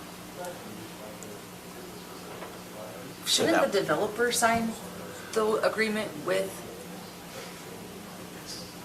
instead of the homeowners? So he's the one that's not signing it. Thank you. Okay. Just double checking. I'm just double checking. Thank you. Sorry to pause. Go ahead. No problem. Not sure what that had to do with the motion. It didn't, just the I know, topic. she's, This is Haley, just talk to Haley being Haley. she's Mrs. Parliamentary Procedure too. So this is the Point of beginning order, ma'am. Sorry, Morgan sorry. County, Morgan County ordinance. There's a lot to do. Yes, with this the is far state more level. interesting. Let's talk about this. Yeah, well, it is. This is exciting stuff. Yes, it is. Because the state legislature has added, the most exciting part of it, starting to say, is internal accessory dwelling units. We're dealing with a major housing shortage, and they have established new criteria for accessory dwelling units. Now, Morgan County Code, no, I'm gonna stick with that. So there's changes to that. Okay. And then also they've changed parcel boundary adjustment and lot line adjustment criteria in the state. So, so what I presented to you is Exhibit A is a strikeout version of the proposed changes. Exhibit B is the definitions in 2 columns. One is the existing Morgan County definitions, and the second column is the state code definitions. Some of those have been modified. I'm recommending that we accept the definitions in the second column. And then the third exhibit is a clean version of the document, because it's just sometimes easier to read what that says. But anyway, so just maybe too much information. Back to the code changes. The definitions in Exhibit B, basically we have some of these definitions in our code. Some of the elements are not addressed. And I can walk through each one of these if you'd like. Chris emailed his comment. He couldn't make it tonight, but he did say this should say internal. Internal accessory dwelling unit. I can't spell, sorry. But by defining these terms, we're adding these new languages. We just want to have these defined terms in our code. They're mimicking state code. In my recommendation, I didn't know whether we need to be redundant and repeat them. Anywhere we have something that's slightly different from state code, I thought, let's go with the state code definition. If there's something that you don't want, or if you're concerned about and want to keep from our definition, we can certainly do that. Looking at appeal authority, I think their definition is just fine.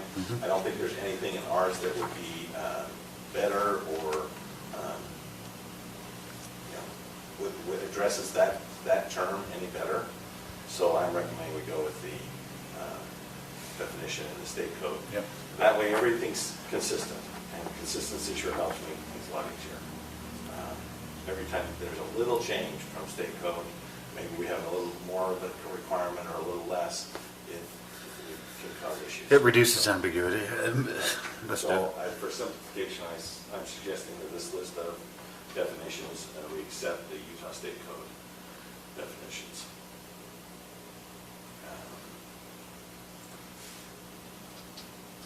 One here is development land versus development activity.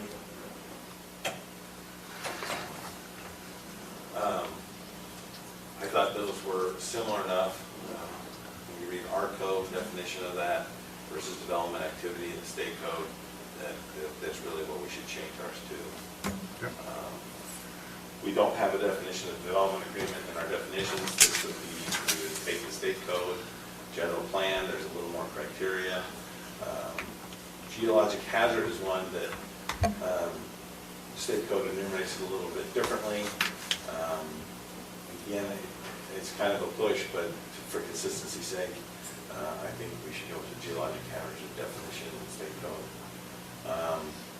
One that we discussed earlier, and stop me if you want to talk more about any of these, if you have any questions. Oh, no, you're fine. The one down to subdivisions, and then a lot of these things, like land use decision, that's in the state code because of court decisions and whatnot, so let's define it in our ordinance so that it's there. And so we have a clear direction of what things are. Down to subdivisions, I got my formatting started getting weird. I did not catch it for the staff report. But I'm going to pause the site plan. We list out site plan and the criteria. The definition of the site plan is a document or map. I think that's a better way to go. These criteria don't need to be listed in the definition. But if you get down to subdivision, it says E, that should be A, so it should be AB, not EF, etc. And we're establishing some criteria here, not just defining what a subdivision is. So defining what it does not include. I think we can leave that in our code section, but I just want to, in our definitions, but because it's in the state definitions, but I'm open to suggestions, and this is, if anybody has strong feelings. I don't. And I think the logic is there. In this version, I'm looking at it a little more in depth with some other people. From here down, we're really talking about criteria for bona fide exemptions, that type of thing.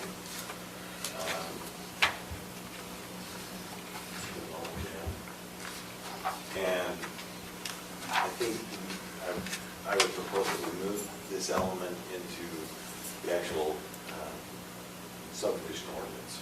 Because these are really criteria of a bona fide agricultural exemption, a bona fide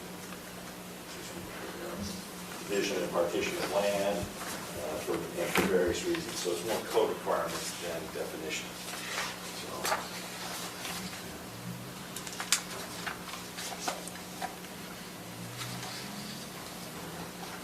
So you'll just leave the definition for subdivision, like the new A, New A and B. and then, but the C part, you will put into the code. Yes. And I didn't advertise that we would be amending that section of code, I don't think. So I'll have to come back and do that with a different one. So for tonight's purposes, I would say the recommendation would be, if you wanted to approve the code amendments with the exception and correction as discussed on the subdivision, and moving that to the subdivision, the definition of subdivision and the criteria, and moving that to the subdivision ordinance.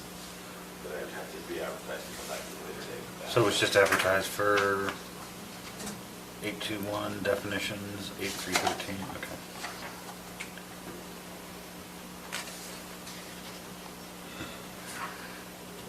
So just the subdivision does not include? Just that one section? That is correct. Okay. Noted. I thought we were it out.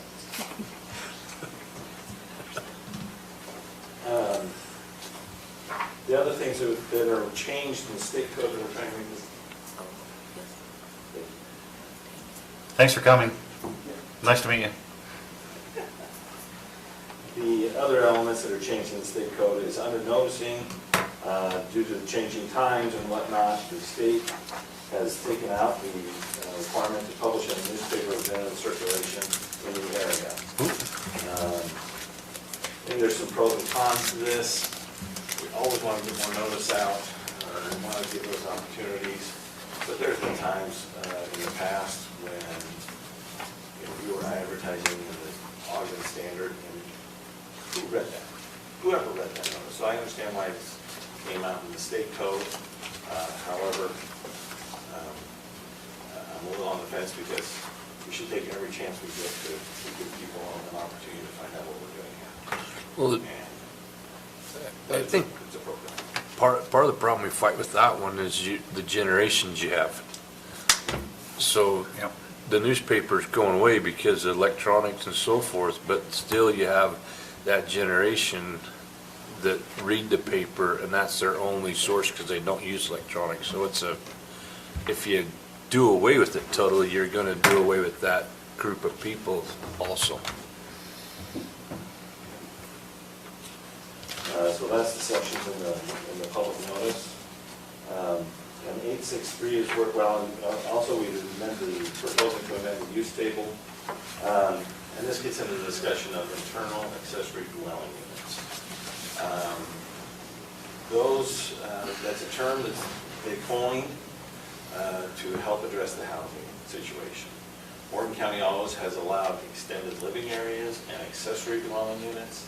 Accessory dwelling units or a conditional use permit, I think, Yes. and the extended living areas were not. They were staff level approval. They had different criteria. I never understood really the significant difference of what was getting one versus the other. There's a nuance there of, obviously this person living in is really a member of the family. It's just how the room connected.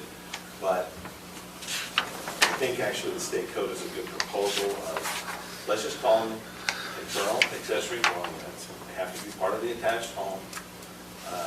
There's a lot of communities along the Wasatch Front, I believe, that have excessive design requirements and tons of different criteria to allow an accessory dwelling unit. And what the state legislature is saying to me, at least my interpretation is, you guys got to cut out all that stuff. It's adding tons of dollars. We need this housing more than we need a certain roof pitch. And so they've made this the state code and allowed internal accessory dwelling units this way. I think actually Morgan County's code did not go over the top. This is very similar, and as I read through it and compared it, I thought this is probably helpful. We can get rid of the little bit of ambiguity we have in now internal accessory dwelling units. If you meet certain criteria, you can have that unit. It's being used a lot anyway, and so I think it just makes it legitimate for what people are doing and provide service. My father-in-law's living with me right now, and it would be nice to have a little extra unit. Anyway, so I think that's a good thing. Are they gonna, is Weaver I County saw gonna the change eye their roll. code? Hey, I saw the eye roll. Sorry. Yeah. Nothing. We heard the eye roll.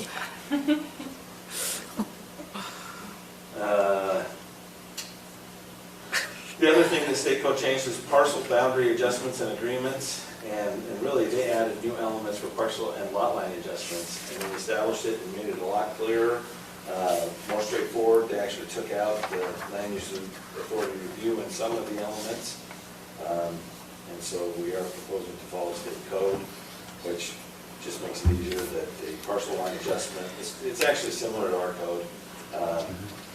But they may do it through a quitclaim deed or a boundary line agreement, and they need to report it.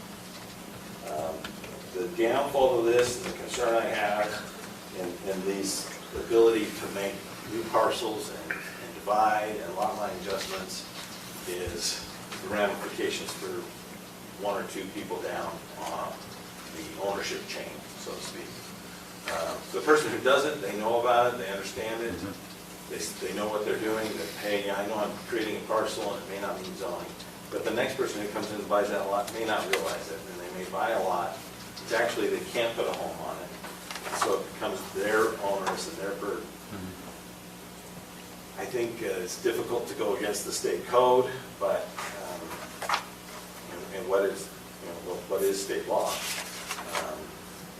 But Well, it is a concern. We could make it tighter, right? We could add some additional clarification, like a plat amendment. I mean, plat notes need to be updated or something like that. Do people do a parcel determination if they buy a lot? Do they come to staff and? Some do. And I think most people. Before they, and as due diligence? Yeah, I think a lot of people do today, but I always worry about the one that, just bought a $50,000 parcel, and I can't do anything with it. We can go through the county and name all the different parcels that we get regular calls on, and they come on the market. Pretty much.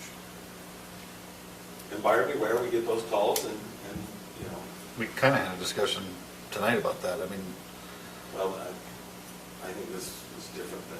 no, I just meant in general terms that like it's tough because I bought land before too, and you have to research, pay people to do that stuff. Okay. But staff is still recommending approval of that. You actually start by lot line adjustments. So do you see any need to add anything to that, the parcel lot line adjustment portion of it to I don't think there's anything we could add. stop that from happening?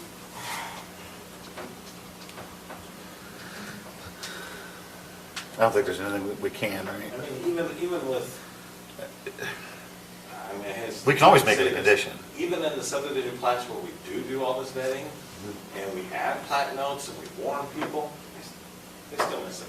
What have we done, 4 in the past? 4 that I could, roughly 4 of them. We don't do that many. Do you guys do a lot adjustments, lot line adjustments? No, not a lot. There's been a couple that have come before us, but they've been PUDs, that kind of stuff.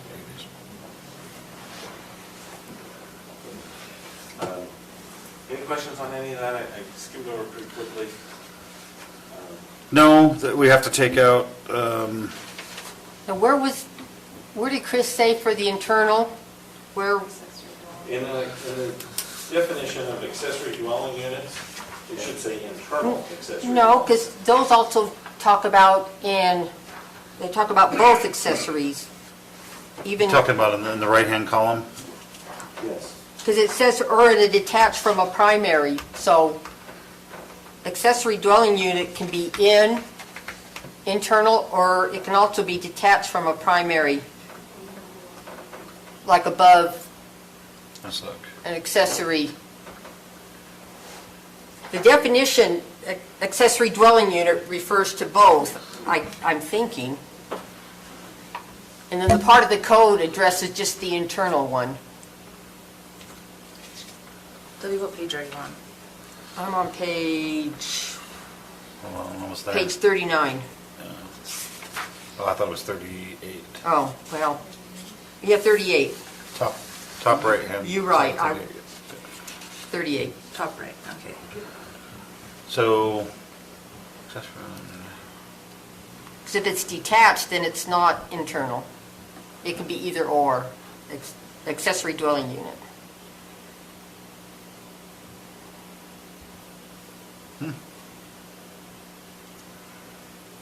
Sorry, I'm just going to look it up if that's okay.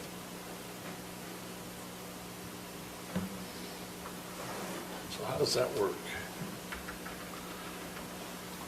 We don't allow accessory dwelling units in a detached structure. Our code doesn't. State code obviously makes that allowance. You have to be attached to the house Yeah, yep. to do it. Has to be, we only allow internal, basically. mother-in-law apartments or Yep. father-in-law apartments in that case. But yet, our definition, But how are you, so I don't know, so if you allow them to do it, what's that gonna do to us? why, we're not allowing them, it's just in, Well, you just did right there, you go. well, that's just the definition. In our code, it says detached ones are not allowed, so. I don't know how That to, is correct, detached is not allowed. so do we then take why it is out this- of the Then why definition? does this even need to be there then? Because if we don't have it, then there's no sense having a definition. That's true. I mean, we don't have to define it. It doesn't hurt to define it either, though. No, I just, But it is defined in state code, so if there's the question, you can say that. The problem would be is someone says, well, the code doesn't, define accessory dwelling unit, so. Is there- I think it's this and. Is there enough information in the code change for internal accessory that clarifies what exactly it is? I'm looking. Approval for, no. Where in our code does it say that it's not allowed? Let me see. Is it 821? The detached on that? Yeah. 633. 8633. I can pull that up in a second.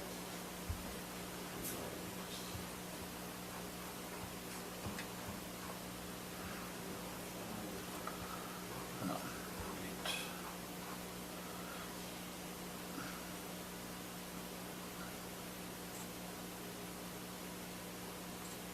I'll alphabetize later, but.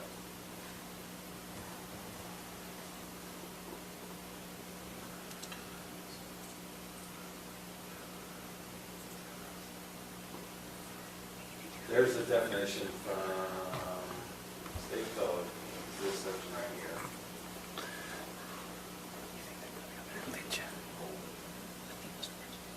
So that's, they don't define it in definitions, they define it in the code section of 827, 526. 27, 8, 526. Okay.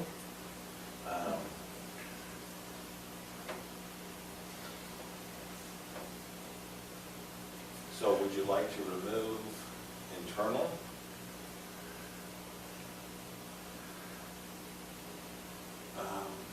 Would you like to remove accessory dwelling unit as a definition? That's what Shane was kind of leaning for. I'm fine with leaving. I just was curious of why, Why define it if it's not allowed? yeah.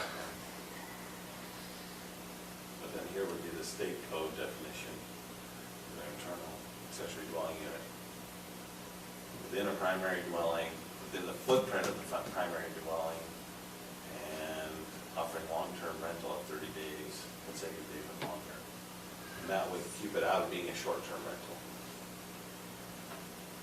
So, So it's not meant for the tourism industry to get an accessory dwelling unit to rent it out for Airbnb. It is a housing solution. Here's a long-term housing solution for somebody. so what do you suggest as far as the definition? Remove it? I'm sorry, remove. The accessory dwelling unit definition? And just leave, I would leave the accessory dwelling unit. even referring to the detached, even though our code doesn't allow? Or do you want to remove Well, that wording? But this is just state code definitions, so it's. Right. I wouldn't worry about it. I guess if Well, we ever the do, only- if the we only ever real do, difference is detached. If we ever do allow Right. it, we'll have Or it. detached. and if we ever do it Let's say. detached, we may change code. That's what I'm saying, it's Okay, just leave it. totally sixes. Leave it as is. Well, yeah, I would just leave the accessory dwelling unit there, it's not gonna hurt anything. Okay. Might come in handy someday, and we need to add internal. Okay. Yep. Let's see, what was the other question that was going on when I was looking at that? 8633 and the extended living requirements. Do you want to discuss that in more, those changes?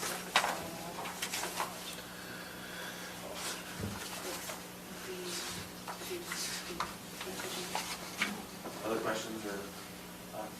So the changes to the definitions is basically the formatting under subdivision, as well as removing subdivision does not include. Is that? And adding internal accessory dwelling Okay. as a definition. Underneath accessory dwelling unit. No, it'll be alphabetized. Okay.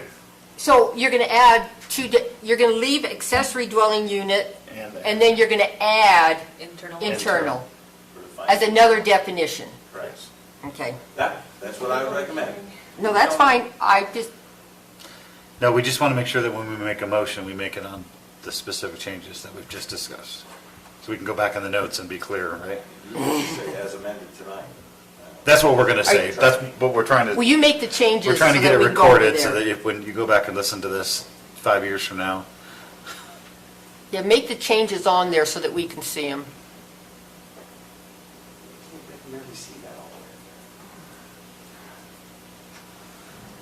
you can make it bigger, right? You need them? Or so we can pretend to see them. I can read them up there. Going to grandpa mode. I resemble that remark. Did you say you resemble? I'm just gonna highlight what we're adding. Yeah.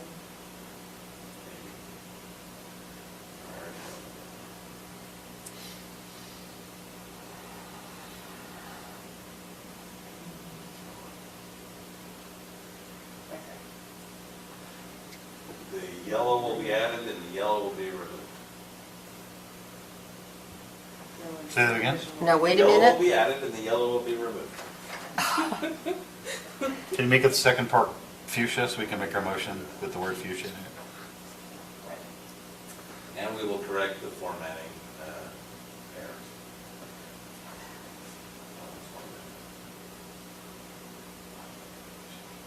So you're adding the top part, getting rid of this. You said fuchsia? I did. Just to see if you knew what it was. I only had 8 choices. I know, I only see in primary colors. So we add the yellow, remove the fuchsia. That's correct. You're welcome. And then we're not going to discuss any of the subdivision stuff. We're going to do a separate one for,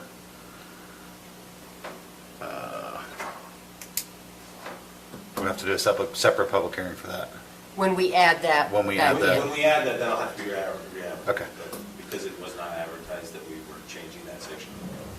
Okay. So I think we're clear on the changes that we would potentially make tonight before we go into public hearing on this. That's correct. I just wanted to make sure we're all clear on this. Okay. Any other questions on these changes? If not, we'll make a motion to go into public hearing. So moved. Second. All those in favor? Aye. Okay, we're now in public hearing for item number 7 on the agenda. Any members of the public want to speak to this? He's first, he signed up for Okay. Thank you for your patience. And- Yeah, I was wondering why you were here. Everyone else left and there was still someone here, so welcome. I'm everywhere yet nowhere at the same time. No, just to provide some clarity. when it Just your comes- name for the record, Oh, sorry. everyone. My name is Yeah. Mauricio Melendez. I'm a local resident. And to provide a little bit of clarity for one of the things that was mentioned as far as information to the public, is where the effectiveness of getting it into the newspaper. To give you guys some idea on some of the information is our subscription is about 800 individuals, so it goes to 800 households, and there's about 30, I think last time it was 37, between 32 and 3,700 households that encompass Morgan County. So we get close to 20% of the households in Morgan County, plus the demographics of the people who visit our website. We get about 4,100 visits per month. And if we split the demographics down, the people who visit our website are primarily between the age of 18 and 55. And then between 55 and above actually encompasses the majority of our physical newspaper subscription.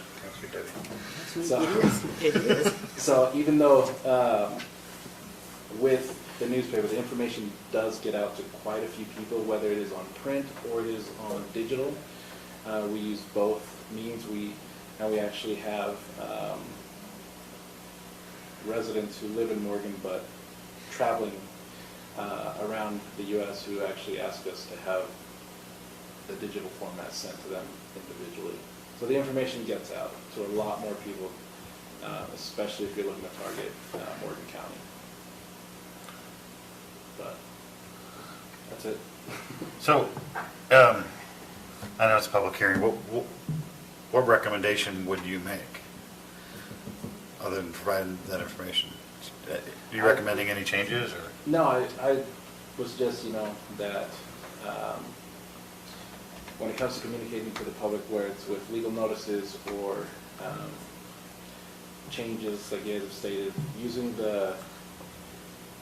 and I am somewhat biased because I do own the newspaper, using the Morgan County News does go to more local people, and we do have, on average, we have over 120 people who purchase the paper every single week at the different locations throughout the county. So that number is not including the people who have the households. So my recommendation is to keep putting the notices in the local newspaper because it has both digital format and the physical print.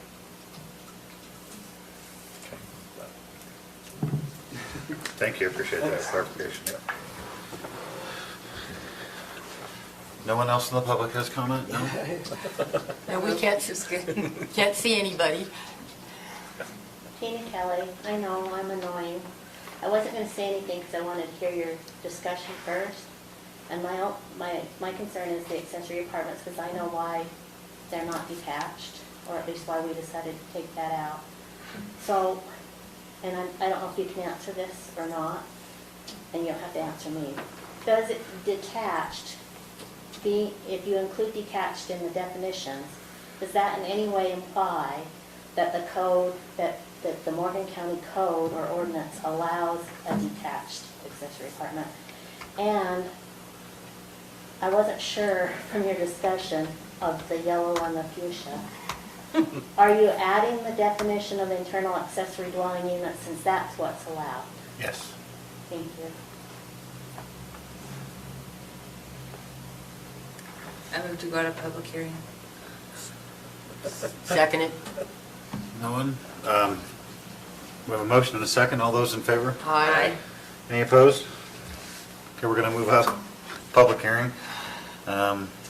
Okay, further discussion on that. We had some public input on this. Let's start with the newspaper. Shane, you had mentioned earlier that. So are we taking it out of the newspaper then? Was that? That's The what's state code, proposed. yes. Took it out. Yeah.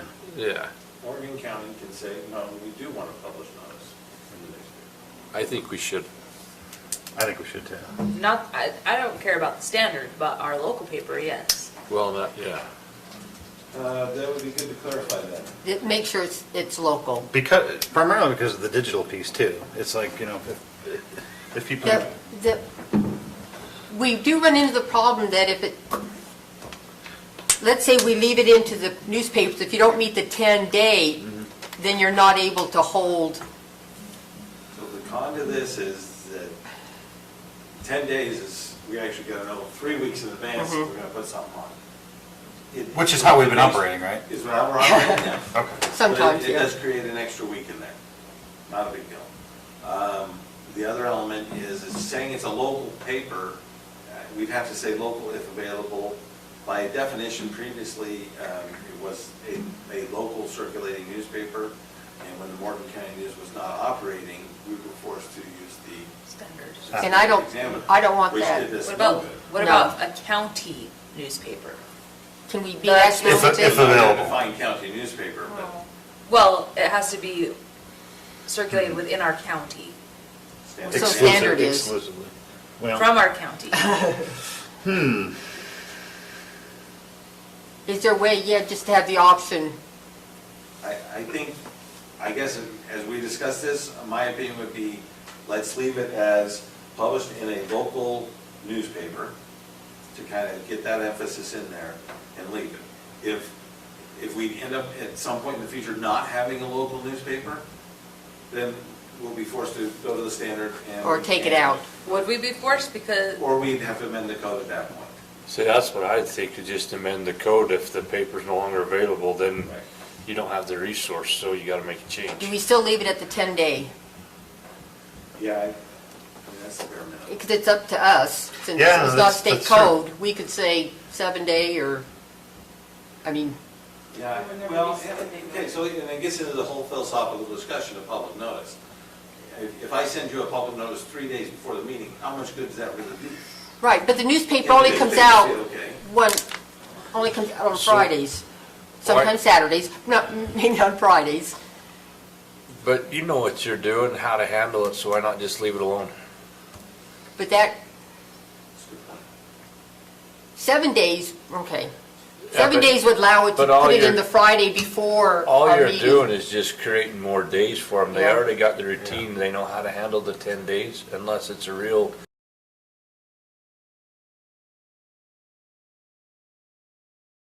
Be nice, I think. I mean, because if we miss that, then. It throws everything. we're dead. So how about if published in a local newspaper, of general circulation in the area, which is putting back in what the state took out. Prior to the meeting. but you're almost at 10 day, right? No, it's only, See, the Friday Put in before, parentheses, 10-day For this requirements meeting, to that apply. I had to advertise in the newspaper on the 11th. On the which means 11th of We had June. to know by the 7th to get it in the to paper. get it in the paper. Right. So it's a good 3 So it weeks. was 2.5 weeks in advance. I had to have the notice ready to go. It's almost like if you could make it so it comes out the Friday before our meetings. meeting, that's what you need. And that's even what the it is. county I'm meeting, working on too. the language. So, That's That- 6 days. published in a local newspaper of general circulation in the area at least 3 days prior to the advertisement. Mhm. Unless it's a hot topic, it isn't really gonna matter. You could even argue that I read it on the 11th, I've forgotten by the 24th. Well, you can read it on the 23rd and forget it for the It's almost- 24th. and I It's almost agree. too much. I'm just to- saying.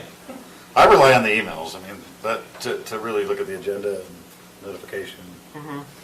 the newspaper man had. What? Say, Oh, the owner of the newspaper he had a comment had to his make. hand raised if we could Oh. allow that. I think we could allow that, as long as the rest of the public doesn't mind. I No, don't think anybody we're will giving mind. him a special privilege. I I was gonna say, if Tina starts talking though, What'd you say, Tina? actually read the paper, and I know a lot of people who get their information. No, you're right, yeah, and online as well. If they didn't charge me for it, I'd read it more, but. Put him out of business. No, so our deadlines, so that, January is Tuesday night. So we have to send the current Wednesdays. If we have information by Tuesday night, then it will be in that Friday. What about public notices? Can you put those up right away? So, Or that's why electronic? I well, said shoot for Monday. Monday, that's okay. Yeah. What? I was just curious, if you get something, can you post it electronic right away, or you still have to? Well, it's, I like our electronic version, we can, like when certain things were happening, the fires were happening, we were posting those as it happened. So you got the language? if you make the change, that gives them another week Yeah. to work with to get it in Yeah. and still make it work. It's a big portion of the population. And, I and think. where it also helps is, for advertising for tonight's meeting, look, oh, you guys can't see that, it's not. Are there words on there? Yeah, there's lots of words on there. Really? Just look at the date. They're too So small. to advertise on the 24th, and just to incorporate what Mauricio is saying, we have to do most of the public notice, the 10 days is on the 14th. The Right. sign has to be posted, the letters have to go out. This would also, if we say 3 days, at least 3 days prior to the meeting, if it's a Tuesday commission meeting, I don't know when we do that, but just in case, 1, 2, 3 days, it works. If it's a Thursday meeting, we can put it out with all the other public notice. It's less opportunity for me to mess up if we do that. If we do it on the 7th, now I gotta remember to do the 24th meeting on the 7th. Bailey may not always be here now. So with the public meeting notice site, you can post it the exact 10 days out. You don't have, You still have to do that. You still have to do it, but you can do it the day I'm of, saying 10. It actually works really good to say at least 3 days prior. That would cover a Tuesday commission meeting, it would cover your Thursday meetings, and it would go And you out could with just all the do it other on 10-day Monday. notices. Yeah, and then you just. Yeah. Well, then I vote to do that. I like that. Okay, Yeah, all right. it'll make life easy. So So when then, she posts on the public meeting notice site, that triggers, I gotta get in the paper. Yeah. All that notice for that meeting was that day. Mhm. It would actually be really good. Mail, Okay. website. And then the other question we had from public comment was about accessory dwelling. units. Having in the definition, does it affect The word detached, so, the fact that we don't Oh. allow detached, does having, Because we wouldn't allow accessory dwelling units, we're allowing internal accessory Right. dwelling units. So we're covered that way. Okay. I don't think that would, just because you define it doesn't make it permissible. okay, And actually, and again, going back to this, it's actually helpful if someone's like, well, it's a detached accessory unit. We can go and say, yeah, that's an accessory unit, here's it defined, and it's nowhere in our use table. Right. I think you're safe. okay. So it's actually- So on our use table, it'll just say internal. Do you need, we need to change our use table I believe I did. to say internal. Yes, you did. You had internal accessory dwelling unit in bold. Yeah, so accessory dwelling unit was removed, you can't see it because the formatting's not, but right. accessory dwelling units was there, it is struck, deleted, and internal accessory. Were you gonna dwelling say units struck are through? permitted. And it's only in these zones. It would not be, oh, shoot. It would not be in the R1 and larger lots. But if it occurs to me now, we should. Well, that's crazy. No, that's forgetful, that's, anyway. Now what? We ought to include it in those use tables as well. Yeah, I was going to say, I would hope a home on RR1 could have a mother-in-law apartment. We could do that, we've noticed for it, right? When I would rationalize that this topic is close enough, whereas the subdivision one. It's in a separate part of the code, yeah, I get It's that. in, but it's in a very similar part, and the notice said, Yep. we're amending the use regulation that rather residential, so Yeah, I agree. I don't think this would be bad. Plus, we've had substantial public input on this, so. Jocularity. So we'll add also to A5-3, removing accessory apartment and adding internal accessory dwelling. Good catch. Huh? Because it just says use regulations for internal accessory dwelling units, so yeah, we're covered. Okay. Okay, so based upon the changes we've made, the color changes, the addition to this, the change we just made to the 3-day noticing, re-including newspaper, local newspaper, are there any other topics for discussion? Nope, I think we have everything here. We've had public comment. You guys have any further discussion, or does somebody want to make a motion based off of what we have right now? Anyone? You have all, with the corrections noted tonight, would be good enough. Okay, I move that the Planning Commission recommend approval to the County Commission for the revision of Morgan County Code Sections 8-2 definitions, 8-3-13 notice and requirements, Section 8-5B-3 use regulations for internal accessory dwelling units, Section And 8-5A. and 8-5A3 use regulations for internal accessory dwelling units, Section 8-6-33 accessory apartments and extended living areas, Section 8-6-33 accessory apartments and extended living, didn't I just say that? I guess it's, was that just repeated? It's okay, you get it. It's okay. You get a newspaper. 8-6-41, parcel boundary adjustments, 8-12-65, lot line adjustments to update the Morgan County Code to be consistent with the Utah State Code based on the text listed in the staff report dated June 24th, 2021, with the corrections identified tonight. Second. All those in favor? Aye. Aye. Motion passes.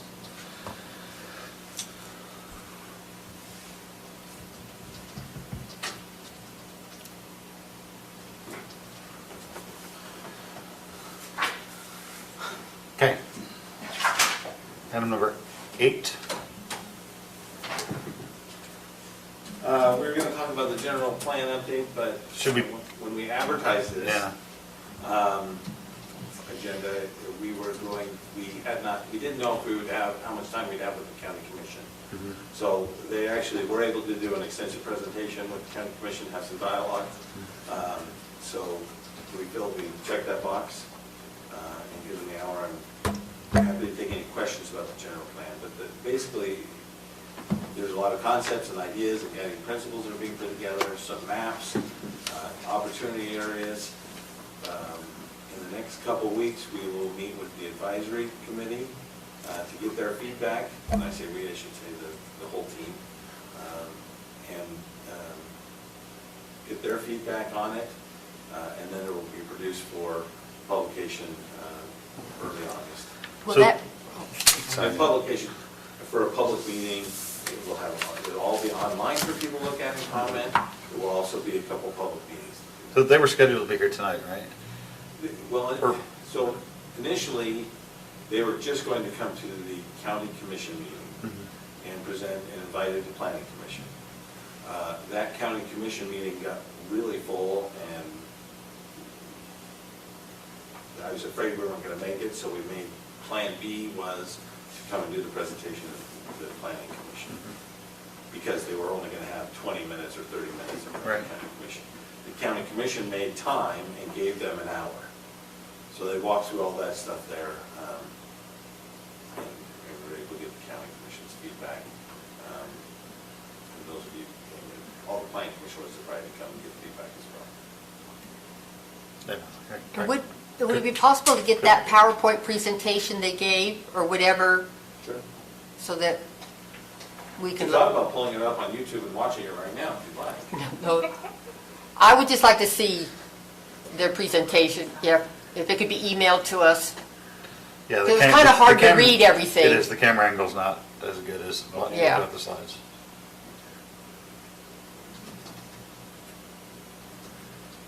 Okay. Okay. So if we can do that, we'll continue to talk about it during business staff questions in the coming meetings. So, but the next step on the next milestone for this is what? For the general plan So update? the advisory committee will meet and get in a little more in depth. It's a smaller group, so it will be more of a work session with that group. And that's got representatives from farming and ranching and Market City and just everybody. Go through all the information they put together on that, give them feedback, concerns. I'm trying to think. And then they'll use that'll basically be a draft presentation. They'll make some modifications of, if there's any major concerns or, well, what you've got to add this road connection here that we need in the next 20 years or something like that. Anyway, get the more local perspective there. Then it'll go to a all public meeting. So the entire community will be invited to participate online and potentially in person. We've got to see how that would work. But an open house type thing is what typically would be done, and allow people to log in and give feedback, which is kind of hard to imagine given the last year. But I don't know where in Mountain Green they would have it. I was curious about that. Higher Tina's house? density, they were talking about higher density in the towns, and I checked. No, where would they meet? Anyway. yeah. Yeah, I Where was would you actually meet? Yeah, I was just trying to think where they would actually meet, probably for everybody. Okay. I don't have any other questions on item number 8. Not on item number 8. No? Then move on to 9. Now I have questions. What data are they gonna get for the next meeting? Who's they? The prior, that number 6 applicants tonight. Yes. So I think what I heard was more specifics on when a fire marshal can and can't decide code. Also, the data on water flows from Peterson Pipeline is what I heard. So who gets that? Are they getting that, or are you I getting think that? they will get it. And Because Peterson that comes- Pipeline will be able to weigh in now. And present their information and their side of it. Because here's the deal, is it's just like we were saying, we're given all of this information from the public, but we don't know if what information is correct and what's not, because we're being told something completely different. And they think that they are right, Absolutely. which is fine, because the county thinks that it's right? So, or maybe I should say knows it's right, I don't know. But it's just hard way, like that's a crappy deal all the way around. And then my other question is, the developer said that mistakes were made on his part and on the county's part. So what were our mistakes? Besides giving 2 options on the plat. I think what he was, again, I'm speculating about Yeah. what he thinks we did wrong. Yeah. But having dealt with this for a little while,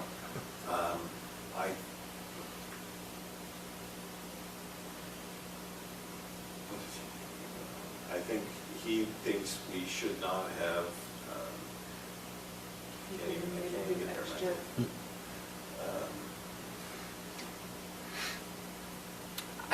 I guess one of their complaints was, you let us keep building our houses when you didn't know. Tell Guyman's complaint of, we didn't notify all the lot owners of the, hey, this is a concern or a problem. And to me, the first one of, we were trying to be nice. I was having frequent discussions with the developer, saying, this needs to be addressed. This is a problem. You got to do this. It needs to happen. You can't just keep going. And I think we made the mistake of not just bringing the hammer down 6 months earlier than I did. So. Than we did. And then, and the Guyman aspect of, we should have included the lot owners. The issue was between the developer doing what he said he would do on the subdivision. So that's where the discussion would be.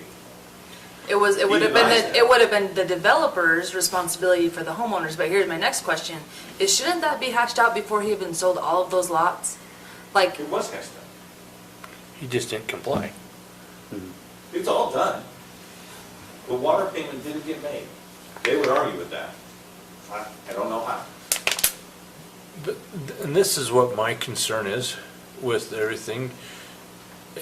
And I feel bad for the people there Yeah. tonight, but at the same token, it's an investment, right? Yes. Yeah, so you need to look into it, try to cover all your bases with it and make sure everything is up to things. And so if you change what you did to, they come in tonight with, Change the standard. yeah, you change it so that now they do the fire, the sprinklers in it. Where did you shift the cost of the houses to? And I'm not trying to fault them guys, with it, but now you put the money onto the homeowner to take care of fire suppression, and you've alleviated the developer from it, and he sold the lots for the same amount of money regardless of what he did, and so he's pocketing the money and walks away. And that's continually what seems to happen, is developers come in, and if you don't hold them to it or whatever, they'll do it. And there's an example, and it's not the only one. But in this case, wasn't the infrastructure put in? It was installed, it's right? all there, they just have haven't to paid the turn on the money water. to turn Oh, the the water developer on. has to pay Peterson Pipeline. That's the problem. I see. And so now the homeowners are stuck because they can't get Oh, occupancy. You got 2 homes in there that people can't move into. And I assume one of them was that couple. They're not? They bought one, it's still vacant. They were pushing for a building permit, and that's when we had to make the determination and say, look, we can't work with the developer, he's not progressing, he's not working with us. There's nothing being done to put in the hydrant system, so we had to draw a hard line and say, we cannot issue any building permits or certificates of occupancy. Well, and that's kind That of, was January of 2020. that's why I said, the issue is with the developer, it's not with us. That's my question of why we even saw it in the first place, is because. The reason they Because they came forward at this did point, though, is to fight the developers, to go after them in that route, is gonna cost more than the sprinklers. We'll take the sprinklers and know what's The reason we gonna heard it happen was and because he have a can't. timeline, He and can't that's the pay best for an response. application and make it. Yeah, well, yeah. They're just trying to get it done. So let me ask you this for my own education. If I buy a piece of property, before I buy it, during my due diligence time, I'm going to go to the county or whatever, whoever the local authorities and ask for a partial determination, right? That's what I would do, You could. to make sure the lot's buildable. Well, if I drove into Heather Meadows subdivision in 2019, I would have seen paved roads, fire hydrants. No, I mean, I would have went to the county and said, give me a determination, is this lot You buildable? did that before I you buy it?" bought your last house? Or Yeah, vacant lot? yeah. It's online, it's called a partial determination, it was $25, takes about a week, and then you get a written answer to say, this lot is buildable, you can build a lot on that. I was just wondering if that was a common thing. Well, is it buildable? It's still buildable, right? It's, Well, they say, Does yeah, it list all the essentially, issues? there's no issues preventing you from building, applying for a permit and building. Some jurisdictions do that. I'm just wondering, I mean, if that wasn't a thing, I would have went in and said, hey, I'm gonna invest in this lot. Is it buildable? I mean, it's I'm like just, somebody buying a piece of property in a floodplain that the developer doesn't say, oh, it's in a floodplain. Like, I would say that It's it's the tough. homeowner's Again, this- responsibility to this is just for my look. education. The Peterson pipeline, but it was all taken care of. it may have the determination may have come back and said, yeah, it was buildable. Other than, Depending on the date. depending on the day. And I have a question about the map. The map that he showed didn't have it, so see again, different information. Well, so Peterson Pipeline said to the state, this is our service area. They published that map. Tel Guyman called them earlier this week and said, the map's wrong, you need to change this area, and he showed us what he did. Yeah. You need to change this area and take Heather Meadows out. And they did it, Without talking to Peterson. without talking to Peterson. Then, so I could just see Well, who- these map guys at the state going, Trevor's calling him saying one thing, Tel's calling him saying the other, and they said, we're just gonna take it off our website. Yeah, but all that's All a the moot districts point are because off. they gave them Because Wilson. we're also having this argument So- in Mountain Green between Highlands and Concord. Yeah. It's not relevant. The maps are not It's not relevant. re- Because well, our code says, do we have a will serve? Are they, and that's what determines whether or not they're in that zone. But the whole issue of it, Partially, but also they're within the service area. They need to hook up to the culinary water. the whole issue of the thing though is on the plat, it says he has to do this, and he hasn't done it. And so you can take and go through and say Peterson Pipeline with his numbers, all that's fine. I don't understand all that. But you can go through and show all those numbers. That's not our decision, that's not what we're here for. And so if Peterson Pipeline says they can't do it and there's a problem, then they're the ones that's gonna have to answer for it, not the county, because the information we're with is, I mean, we're not sitting They with. said they could do it. That's what the will serve is at final is capacity. It should, Yeah, I mean- we have the capacity to do it. The whole issue of the thing is he's not paying the money. That's just being silent. Well, is there a question there? No. No, I mean, that's it's the statement. obvious, It because should be they'd the have- homeowner's They'd have responsibility. occupancy if the money was paid. I don't know what, And I think, the next step is for him. I don't know how do you resolve that? Legal, right? that's right. Well, I think so, yes. And isn't he a neighbor? One of those lots is his. One of their houses is Yeah, so not only is he the developer, he's also the neighbor you have to get along with for the next 20 years.